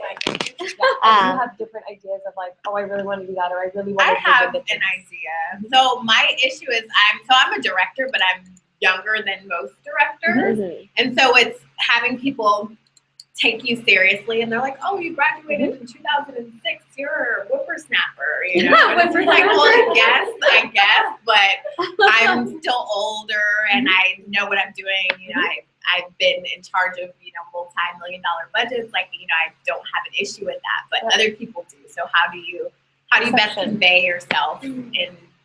One book you need to read is The Charisma Myth. Yes, because it has changed a lot about how I conduct myself with different kinds of clients.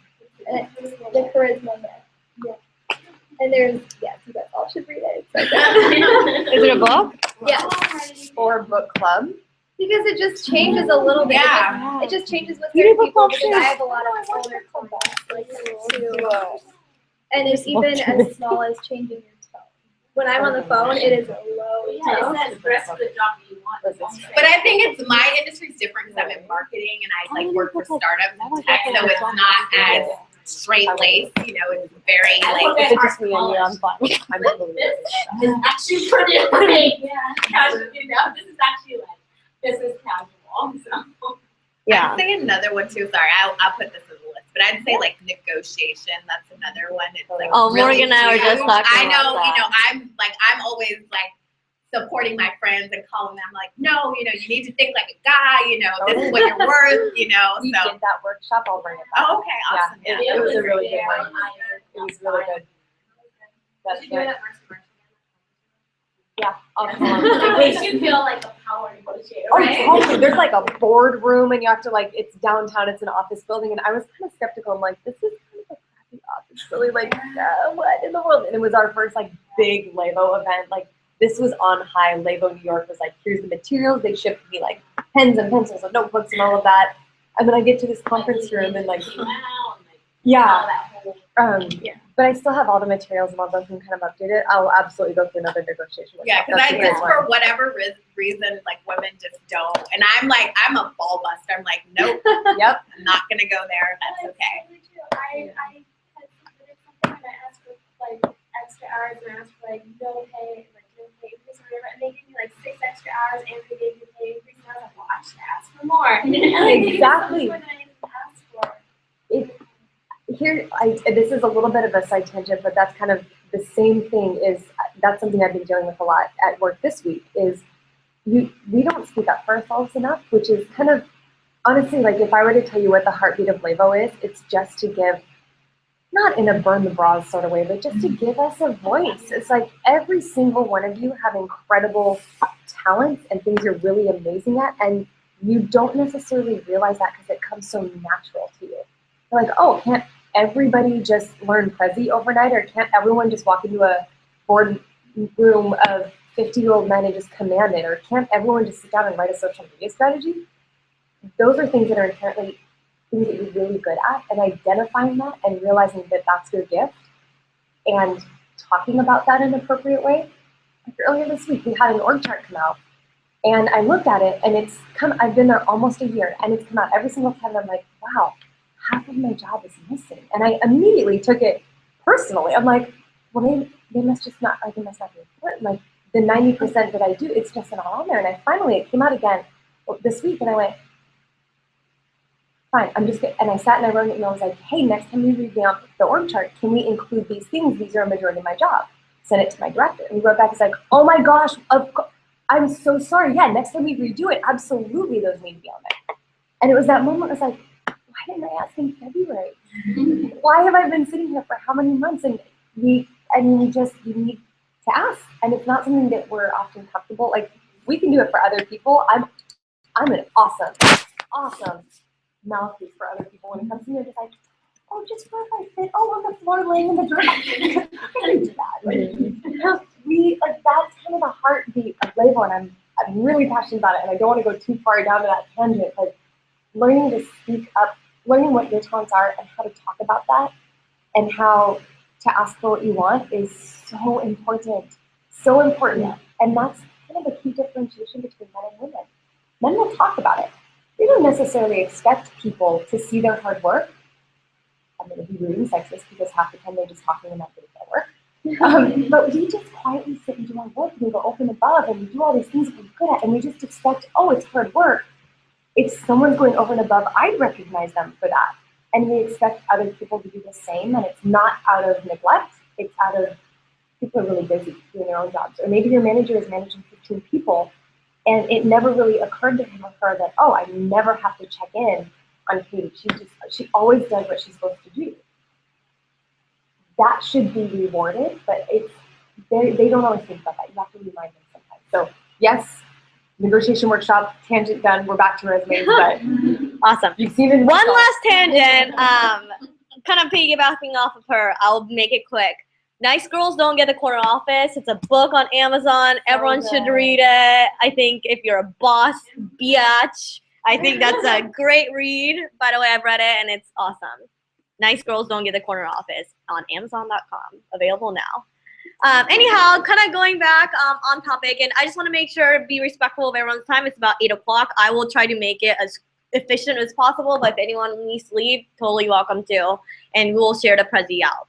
So this is the job description. As you can tell, I highlighted some key words like managing social media channels, like proven track record in managing social media channels. When I look at it, I'm like, okay, this person have to be able to manage social media channels.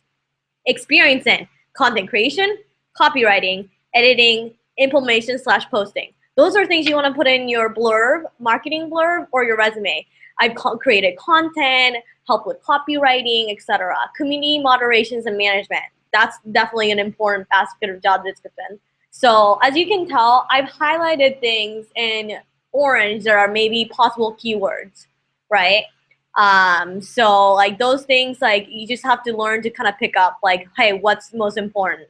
Kind of dissect the job description. And then in yellow are more so like your soft skills that the hiring managers may be secretly looking for. Someone who has excellent attention to detail.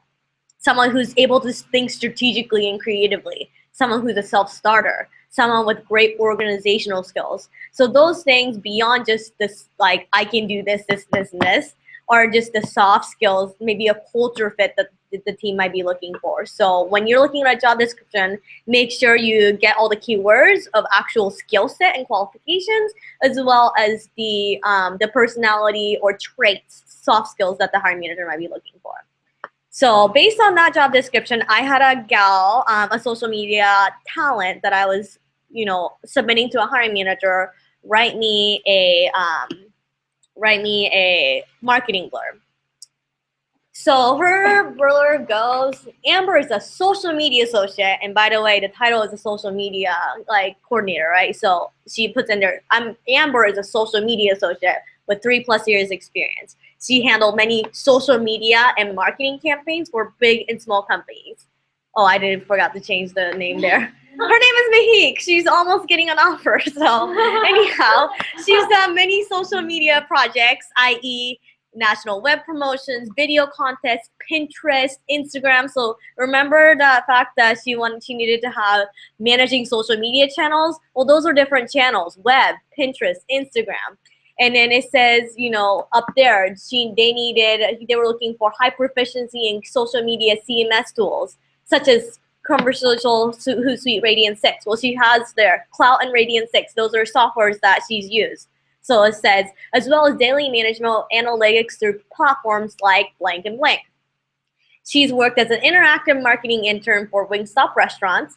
Her daily responsibilities included content creation on social media platforms. That's directly relatable to the job description up there. She's worked closely with her supervisor, director of loyalty on all marketing campaigns. So that's not relevant to the specific social media, but still talking about like how it's like connected in her job.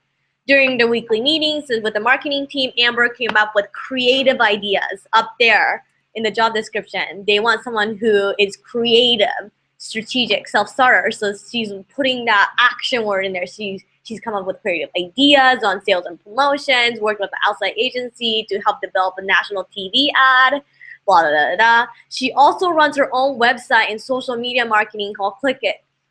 Up here, they want someone who's a self-starter. So she's showing that, hey, I'm a self-starter. I have my own social media company and a website.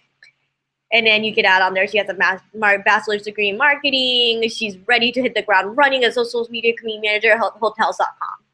This is taken from an actual candidate that I've submitted and have gotten successful interviews and almost getting offers too. So does that help like kind of figure out what marketing blurb should look and feel like? This is kind of long. It really, depends on how much you want to put on there and what the job description is asking you. Obviously, it could be half that length. Like, I put it on there because I wanted to make it like a really solid one. And she didn't put this specifically on her resume. So when I'm submitting candidates, I have a resume and I have a little section. And oftentimes, they'll have a cover letter section. This is a great place to put a little blurb in the cover letter section. You know what I mean? So when you're doing the application process and they're asking you, oh, is there additional things you want to provide on there? This could be a great way, a place to put it on there. So make a short one and maybe an extended one. So it's play by ear based on situation. But for this role, I wanted her to really elaborate on her social media experience. So formatting touched on that. Like on the top of my resume, I have kind of that exact blurb, but I tried to keep it short. Would you rather see and I don't know if it's personal preference or kind of in general, would you rather see bullet points or would you rather see a short blurb and bullet points? Like what kind of draws your eye? If it's a resume, I would say 3 to 4 sentences and then a bullet point. Like she could have probably listed like Instagram, Pinterest, web as a bullet point, and then cloud, Radiant 6, those software in the software section. So I think maybe this will answer your question. So this is a actual resume that I got last week. I changed the contact information on there, but I know it's small, but I hope you guys can kind of see. It's a lot of, this is a lot. That's an actual resume. Okay, tell me, let's do a little session. Just let me know, shout out what you see is good maybe. What do you think is good? Highlights areas of expertise and strengths. Okay. Address, phone number. Yeah. Even though name. the format's kind of, it's a little, I guess I'm not used to it. It's not, I wouldn't consider it a traditional format. So, we might throw something. He has his professional stuff somewhere on there, so we know what it is. But Yeah. it's too long. You can't scan it. There's too much information. There's nowhere for your eye to look. Yeah. Looking at it. Like, let's put this in the bottom. Yeah, more. Yeah. See, do you see what I mean though? Yeah. Visually, like it's a lot to scan through. And if you're going through so many resumes, I really don't want to look at this. Like, I have to go through like a big stack of, for academia, it's CV, not resume, so they don't come I think this. Resume should never be more than 2. Maybe 3 if you're like that good. But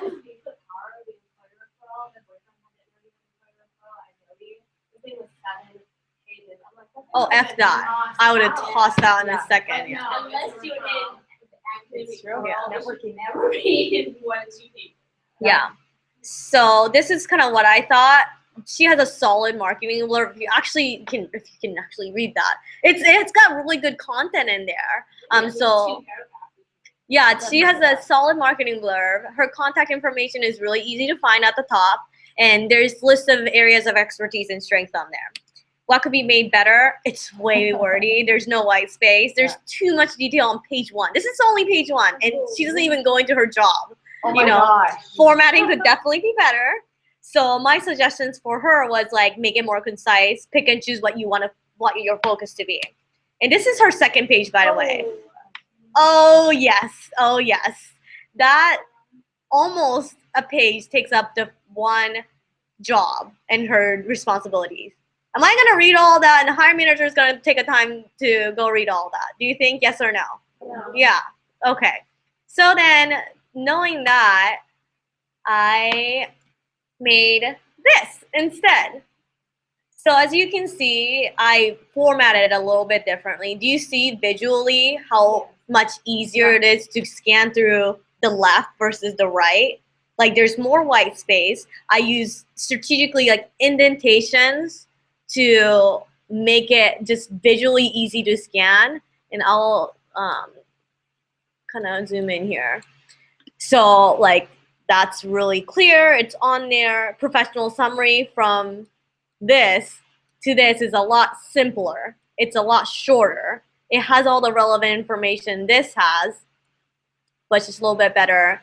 The font's maybe a little bit bigger. So instead of having this like huge chunk of strength in areas of expertise, like just pick and choose stuff that's relevant. Highlight social media analytics, consumer marketing, productivity, client engagement. So have a few keywords in there.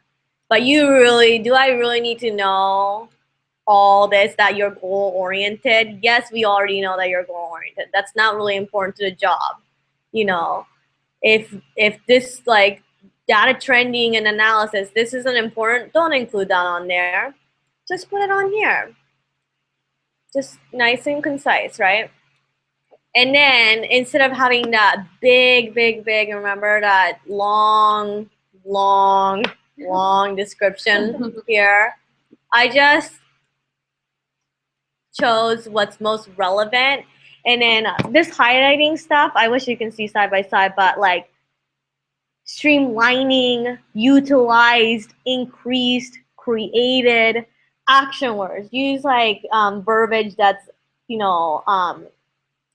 basically action word. I don't know what I was going to say there. But like the gray, she already had on there, but I thought this was a good line. Transformed underutilized website into a much faceted hub for both diamond education and e-commerce. Like, oh, mulch.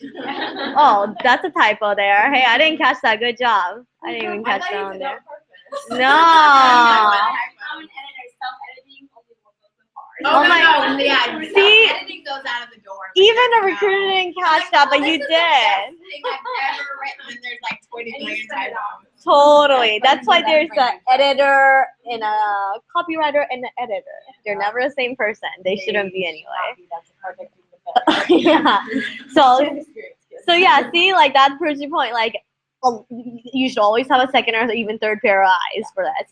But I loved how she wrote this line. It's very like, oh, she transformed and underutilized. Like those are like words that are very like descriptive, and it kind of captures your attention. So also saying something like improve the profitability margin by 30% through analytics, blah, blah, blah. Those are really good. Like she has good content. She just needed to be a little bit more concise and maybe change a few things around. So hopefully you guys got a good example there on what you should do and what you shouldn't do. Oops. I have a quick question. Sure. When you're determining Mhm. is there a maximum number of bullets that at that point will stop reading? There is no maximum bullet point. I've read that you shouldn't have more than 6 to 7 per job. Yeah, 6 to 7 is a yeah. Yeah. Yeah, that's a lot. Maybe 5. I would keep it around 5 if you must include. Like I said in the beginning, keep it as long as it needs to be. Keep it concise. Is it necessary? Does the hiring manager give a crap about what you're saying? If it's a yes, sure, include it. But then if that's a yes for everything and your resume is looking 5 pages, then you need to like scale it down somehow. Even if it's painful and you're like, oh my gosh, this is so relevant, just do it. It'll help you in the long run.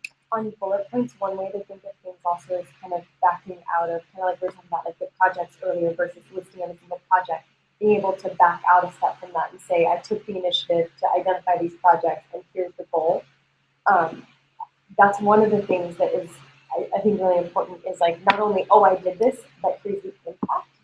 And so maybe one way to think about it is, okay, one, what does the hiring manager want to know? What are those, if I only get 5 bullet points, what are the 5 most important? You're never going to do everything in your job. That those 5 bullet points aren't supposed to be, this is everything that I did. For the lady in this room, it probably you can't get it to 5 bullet points because that's like maybe the first start of the first project you do 1 day a week compared to all the other work that you do. But really, that's where you have to kind of really step back and take it very high level. What does the hiring manager want to know of these 1, 2, 5, 10 years of experience? What does this next person need to know that I'm the right person for this job to hire me? And so that's where it's tough because you're very close to your work and you put your heart into it and you've done good and you want to talk about all these projects and everything. Keep it high level, step back. What was the overall business impact that I had? And what would a hiring manager want to know? How do I say that in as few words as possible? Remember, there's the slides and then the talking notes. And so that's where it might even help you mentally and to see it on another piece of paper. Like you're pulling it off of your resume, putting on another piece of paper that says speaking notes or interview notes or something. So you know that it's still there. You don't feel guilty that you're pulling it off a resume. but it has to be easy to scan and it's got to be really high level. What's in it for me is the number one thing. Hiring managers, ideally for a hiring manager, they'd have perfect amount of resumes to go through, great candidates, they're gonna have to pick the best one, they're gonna scan quickly. They don't need to know every single part of the job. Really try to read, and it's tough when reading the job description because you know that's not all of it. So that's where it really helps if you know somebody at the company, if you can talk to a recruiter, even submit a resume, get on the phone with the recruiter and say, can you give me feedback on my resume? Like before this goes to our hiring manager, can you give me more insight to the job or something like that? But if you're writing a resume for a job description, I'd say try to keep it as short and aligned to the job description and really try to back out and like overall what was the business impact and how can I roll 5 things that I did, 5 bullet points into one. Yeah, good point. Good Golden point. carrot, but Yeah, for the job. totally. No, but I mean, what you're saying is true. Because I know when I'm hiring like marketing managers or specialists, like Yeah. I don't want to read your job description. Like I want to actually know, like, you know, you brought in this much money for the organization. Exactly. You were part of like What's these in it for me? initiatives, these projects. Like I can care less that you know, I don't know, manage something that you're supposed to manage as a marketing manager. Exactly, and that's where it's really tough also to differentiate. I was really good at my job description and I went over and above my job description. But what I've done too is include in each job, like a 1 or 2 sentence summary of the job fit. Because you know, the title only means so much. Mhm. They don't know what you have to give that goal, and then the bullets will highlight it. The highlights. More that's where I would put your metrics. Something that you open. Drove this much demand, Yeah. reduced. Just do like a 1 sentence summary of it. Okay, to give it all you, this is your job. Right? Yeah, good points, ladies. So this is resume number 2. I just blew it up so you guys can kind of look at it. Look at it for like 15 seconds, and then we'll kind of discuss what's good, what could be made better, etc. So if you see something, let me know what's good, what's bad. But everybody likes cookies. I didn't even see that. The email. Yeah, good job. Oh my gosh. Good that job, was so Morgan. good. So the objective is super generic. Like it looks like it came from like one of the resume books from, you know, Like the 1990s. 90s and 90s. That first bullet point, I can't read past that first bullet point. I seriously have not read past that point.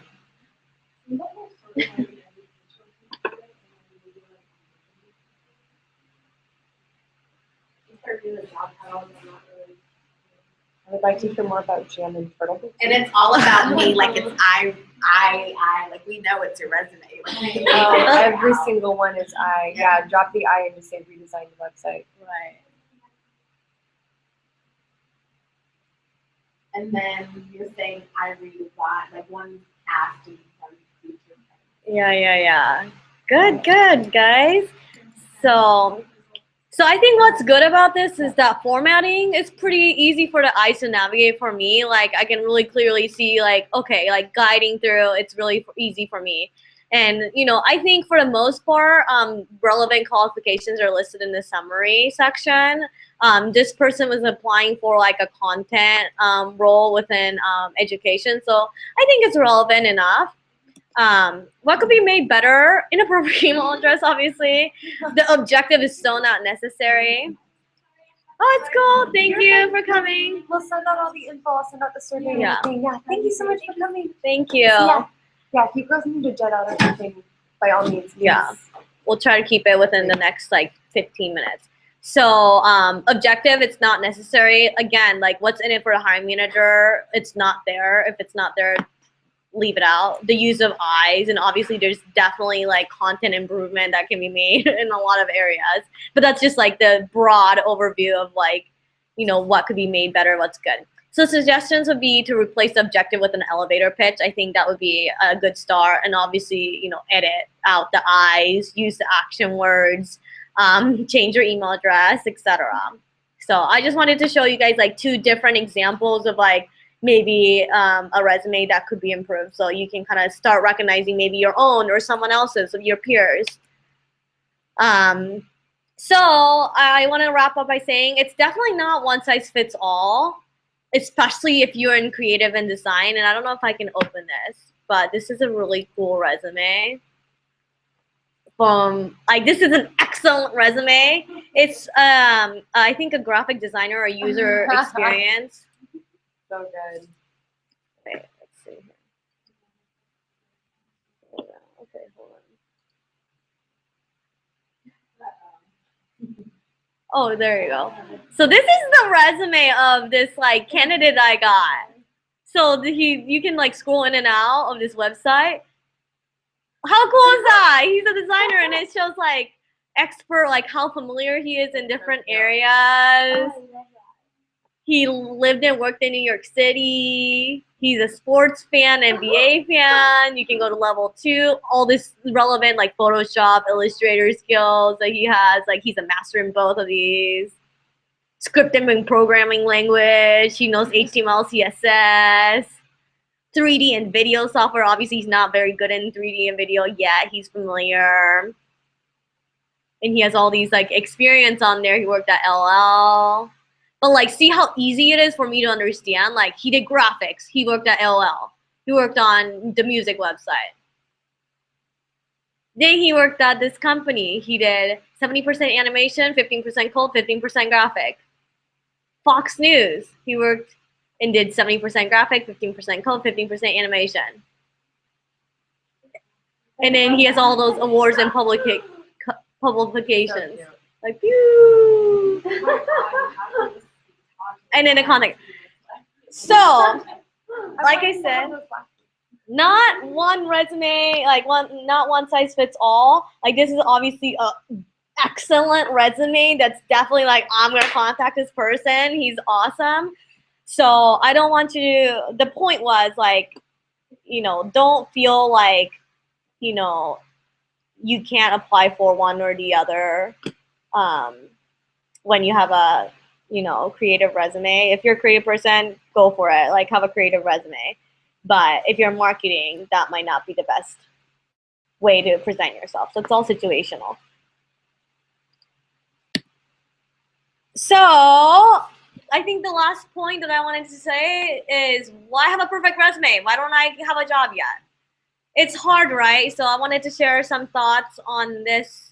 So beware that even if your resume fits a job posting, you may still be rejected. It's just the truth. It sucks. We all go through it.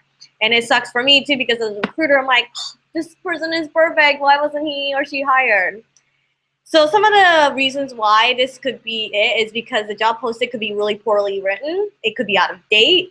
The JD is really generic or not even specific to what the hiring manager is looking for, and could have been reorgs or change in direction. So those are some of the things that could happen. And like Kate said, people just pull job description from a little blanket thing and you put it on there even though that's not what they're looking for. So don't feel like, oh, I was perfect, I didn't get a job. Maybe the job wasn't a perfect fit because he was looking for something else. So even though an applicant actually meets the written qualifications, they may be later rejected without their knowledge, because after they applied, the hiring manager finally decided that what they actually wanted was significantly different set of qualifications.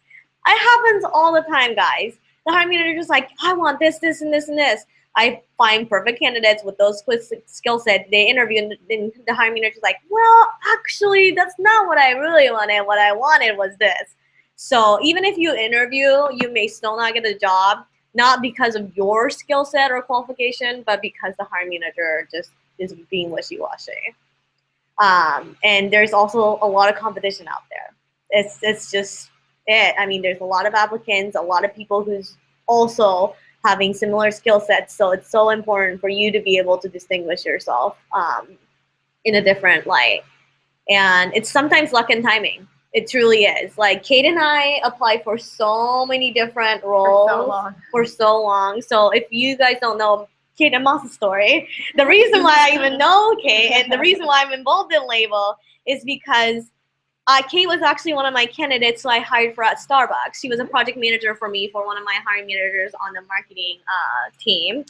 And she and I met, gosh, like on LinkedIn, maybe like 2 years ago, 2.5 years ago. I just pinged her and was like, hey girl, what's up? And that's how we started. And in the process of her and I working on several marketing and project management roles, we just became really good friends because we were interacting so much. And it took like 6 A long months. time. I did a lot of in-person interviews and had that kind of like, but the carrot for me was Starbucks. I always wanted to work at Starbucks, and so that's the first thing. I was like, all right, I'll always give a recruiter 5 minutes. I'm like, I'll time it 5 minutes. I'm a consultant. I can't really say no. And the first thing I said to Maasa was like, I want to work at Starbucks. I see that that's on your list of places. That's the place I'm interested in. I don't want to go to Microsoft. I don't want to go to T-Mobile. And Maasa's like, good, awesome, Let's make go. it happen. And Yeah. I went to multiple in-person interviews, and like Maasa prepared me and all of this and the resume, and I wanted it so bad. And then looking back at the job that I finally was the right fit for, and getting to know the internal workings and seeing the other 2 teams that I vividly remember interviewing for, I'm so glad I didn't get those roles. Even though at the time, my resume said I was a perfect fit. I wanted the job. I was ready to do what it takes. I wanted to learn the skills just to make the fit. And in hindsight, it wasn't the right one. And the right one did come along, and it took patience, and it takes a long time. And I was there for multiple in-person interviews. Like, A lot. it takes a while. And especially, you have to think about it too. If you are looking for the right fit, I do not mean to burst a bubble. Your dream job is not going to be advertised. It's not. Because one job descriptions are typically pulled from a random place and not personalized. And I'm guessing your dream job has some component of human interaction. It's going to be your experience. It's going to be the people that you know. It's going to be you also figuring out what you do and don't want to do. That's the biggest, best highlight of my career, is learning, wow, I hated doing that. I don't ever want to do it. I don't want to do sales anymore. I can do it. I'm really good at it, but I don't want to do that. So it takes time. Have patience. Don't take it personally. It's not you. It's not them. It's just how it works. It's the process. Yeah. Don't take anything personally. I mean, you just can't as a like a candidate. Like I've had successful hires, multiple successful hires at Starbucks that if interviewed in person like more than a dozen times. Like Kate was one of them. This girl named Felicia, I don't know if you ever met Felicia, but she came from Coke. She had 15 years of CPG marketing, consumer products marketing experience from Coca-Cola. Like top of the line, would be an ideal candidate for any roles at Starbucks. She interviewed with me like 8 times on different roles, everything she was overqualified for, more than capable of doing. And she finally got that job, and she's still there. But the moral of the story is don't give up. Like honestly, it just sometimes it's luck, it's timing. So don't beat yourself.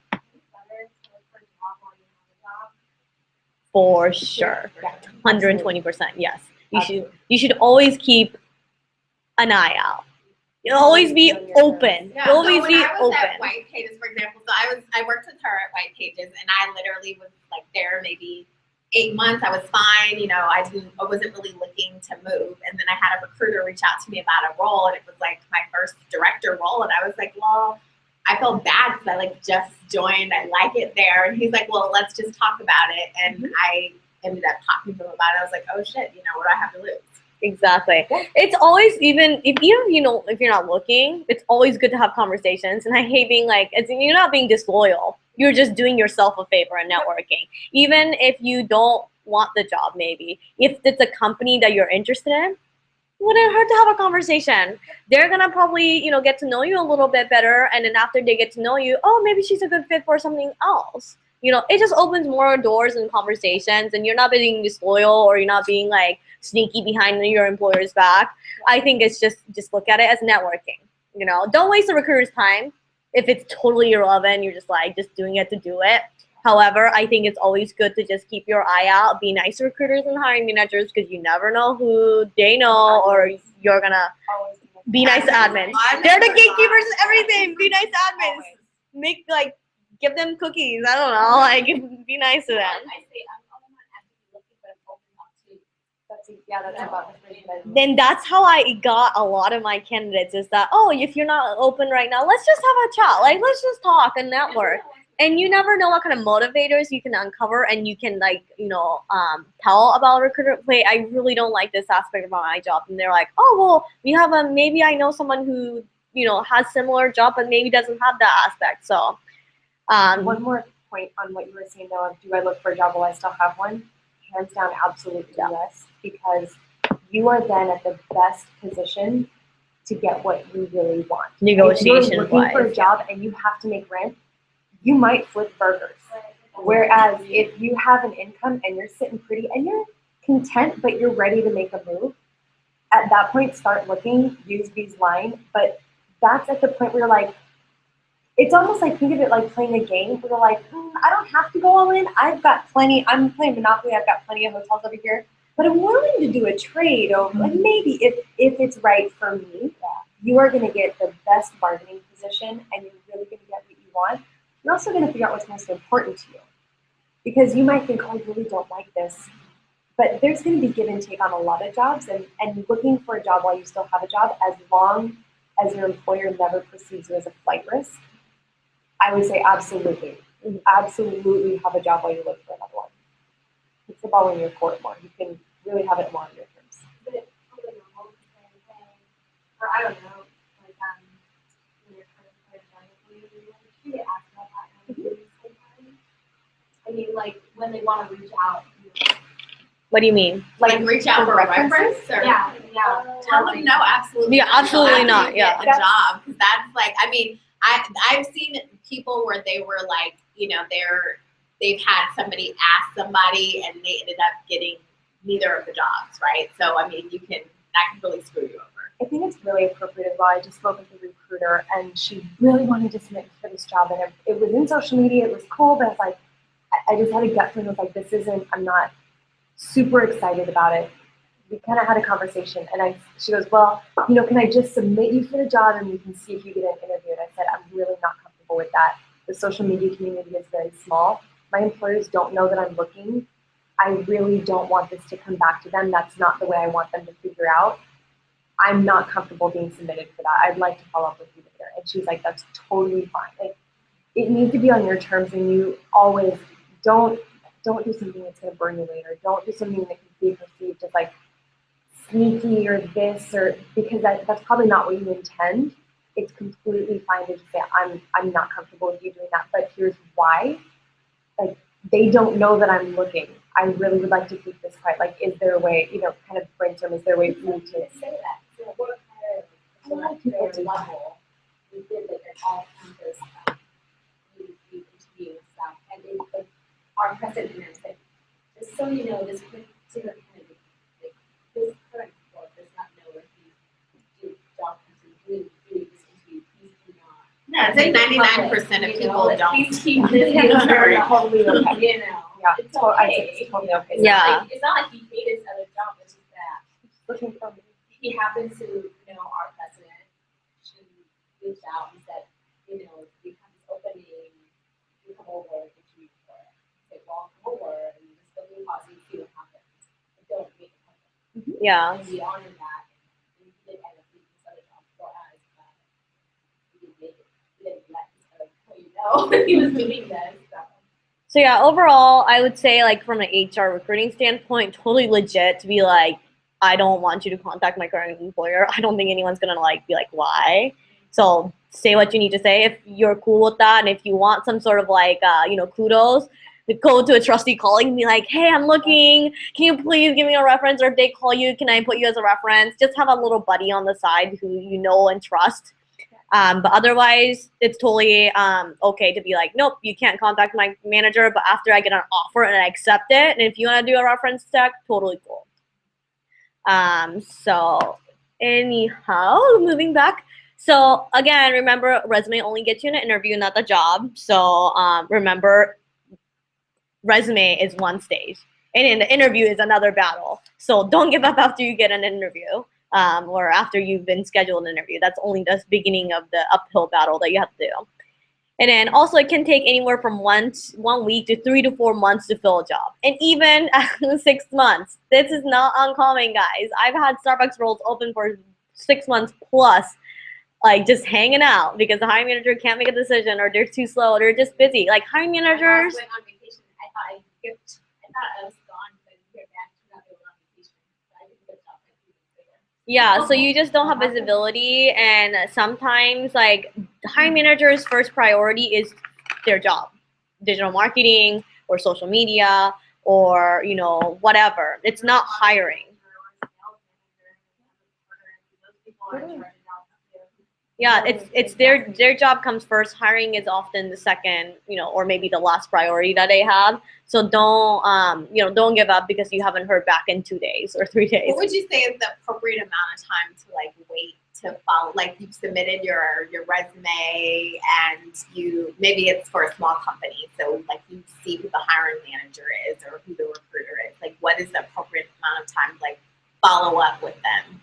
I would say 2 weeks. Okay. You submit the last correspondence, and after 2 weeks you haven't heard back. I would be like, hey, just checking in. Just wanted to make sure, that I'm still interested and available. And then another, like I would say every 2 weeks maybe. I think that's the less annoying thing. Okay, you guys, can I just be honest with you?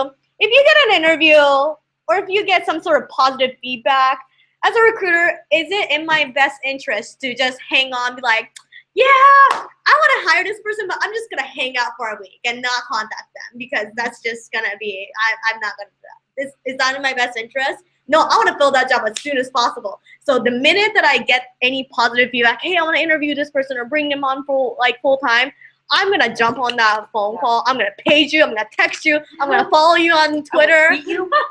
I will do whatever it takes. I'll send you a pigeon. Like whatever I need to do to get in touch with you, I will. So if you don't hear back, it's cool. They probably either don't want you or they haven't made a decision yet. So don't fret because we will find you. Like we will find you. Like just trust that. Yeah, pretty much. Like I'm not gonna not contact you if there's something going on. So yes, if you're curious, I'm totally cool with you guys following up. But just don't be annoying because I have stuff to do. Like, I'm sorry, but I have other candidates and hiring managers I have to track down. And the full inbox already. Full inbox and resumes to go through. So just know that people will be in touch if they want you so bad. If you're a good candidate and I want that person and I want them to be hot, like them to be interested in us, I'll betcha I'll follow up with them multiple times, making sure that they're warm and fuzzy and they're good to go and feeling like they are valued. So if they don't do that, there could be multiple things that's happening. But don't worry, just follow up every 2 weeks or so. And then the recruiting secret sauce, employee referrals. They get the highest volume. They're the highest volume of hires, just hands down. So in another session, we'll do, networking, recruiting 101. So you guys can kind of see how to be that referral, how to make networks, how to make the connections. But that is it, folks. Sorry it started late, but I think we had some really good conversations and discussions that were outside of what I included. So thank you so much for participating. There was going to be a workshop to kind of, edit resumes and things, but it is 8:30 already, so I just want to be mindful of people's time. If you guys want resume help, like after looking at this, and please do look over your resume and edit. Like I'm more than happy to take some time to quickly scan and give you some pointers on what needs to be improved. Obviously, I have a real full-time job that I do this, so I can't help you specifically in depth. But I'm more than willing to go through, take 5 minutes to scan through during my lunch break or something like that and give you a really quick feedback. Would you guys be open to doing, I know holidays get kind of busy, what if we reconvened in January for an hour and a half, and you brought your finished resume and a lot of your questions, because we're going to be sending out the Prezi. Exactly, and Maasa will basically just hot potato it of you get 10 minutes. She'll literally be 5 seconds. Here's what I just saw. Here's what you need to change, and you can kind of almost we'll book 10 or 15 minutes appointments with Maasa over the course of an hour where you have time and internet to sit and work. Would that be something you guys are interested? Okay. Yeah, I'm willing to do that. Or you guys, it might be helpful to it might be embarrassing, but have your resumes on the screen. We can all contribute and pick out, hey, this could be made improved. Just so you guys can get in the habit of looking at someone else's resume and critiquing and looking back at your resume and be like, oh shit, I have the same thing that this girl has, So.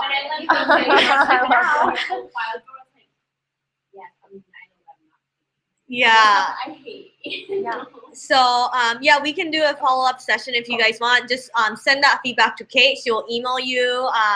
Please, if you do you have everyone's email?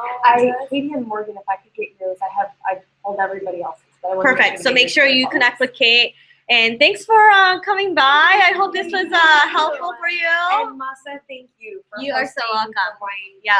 your goodies, your knowledge, everything. Yes. Thank you. Eat everything because it's gonna sit in the fridge. So I already did. Thank you. awesome. Did you guys have any like last minute questions that I can answer? A lot of updated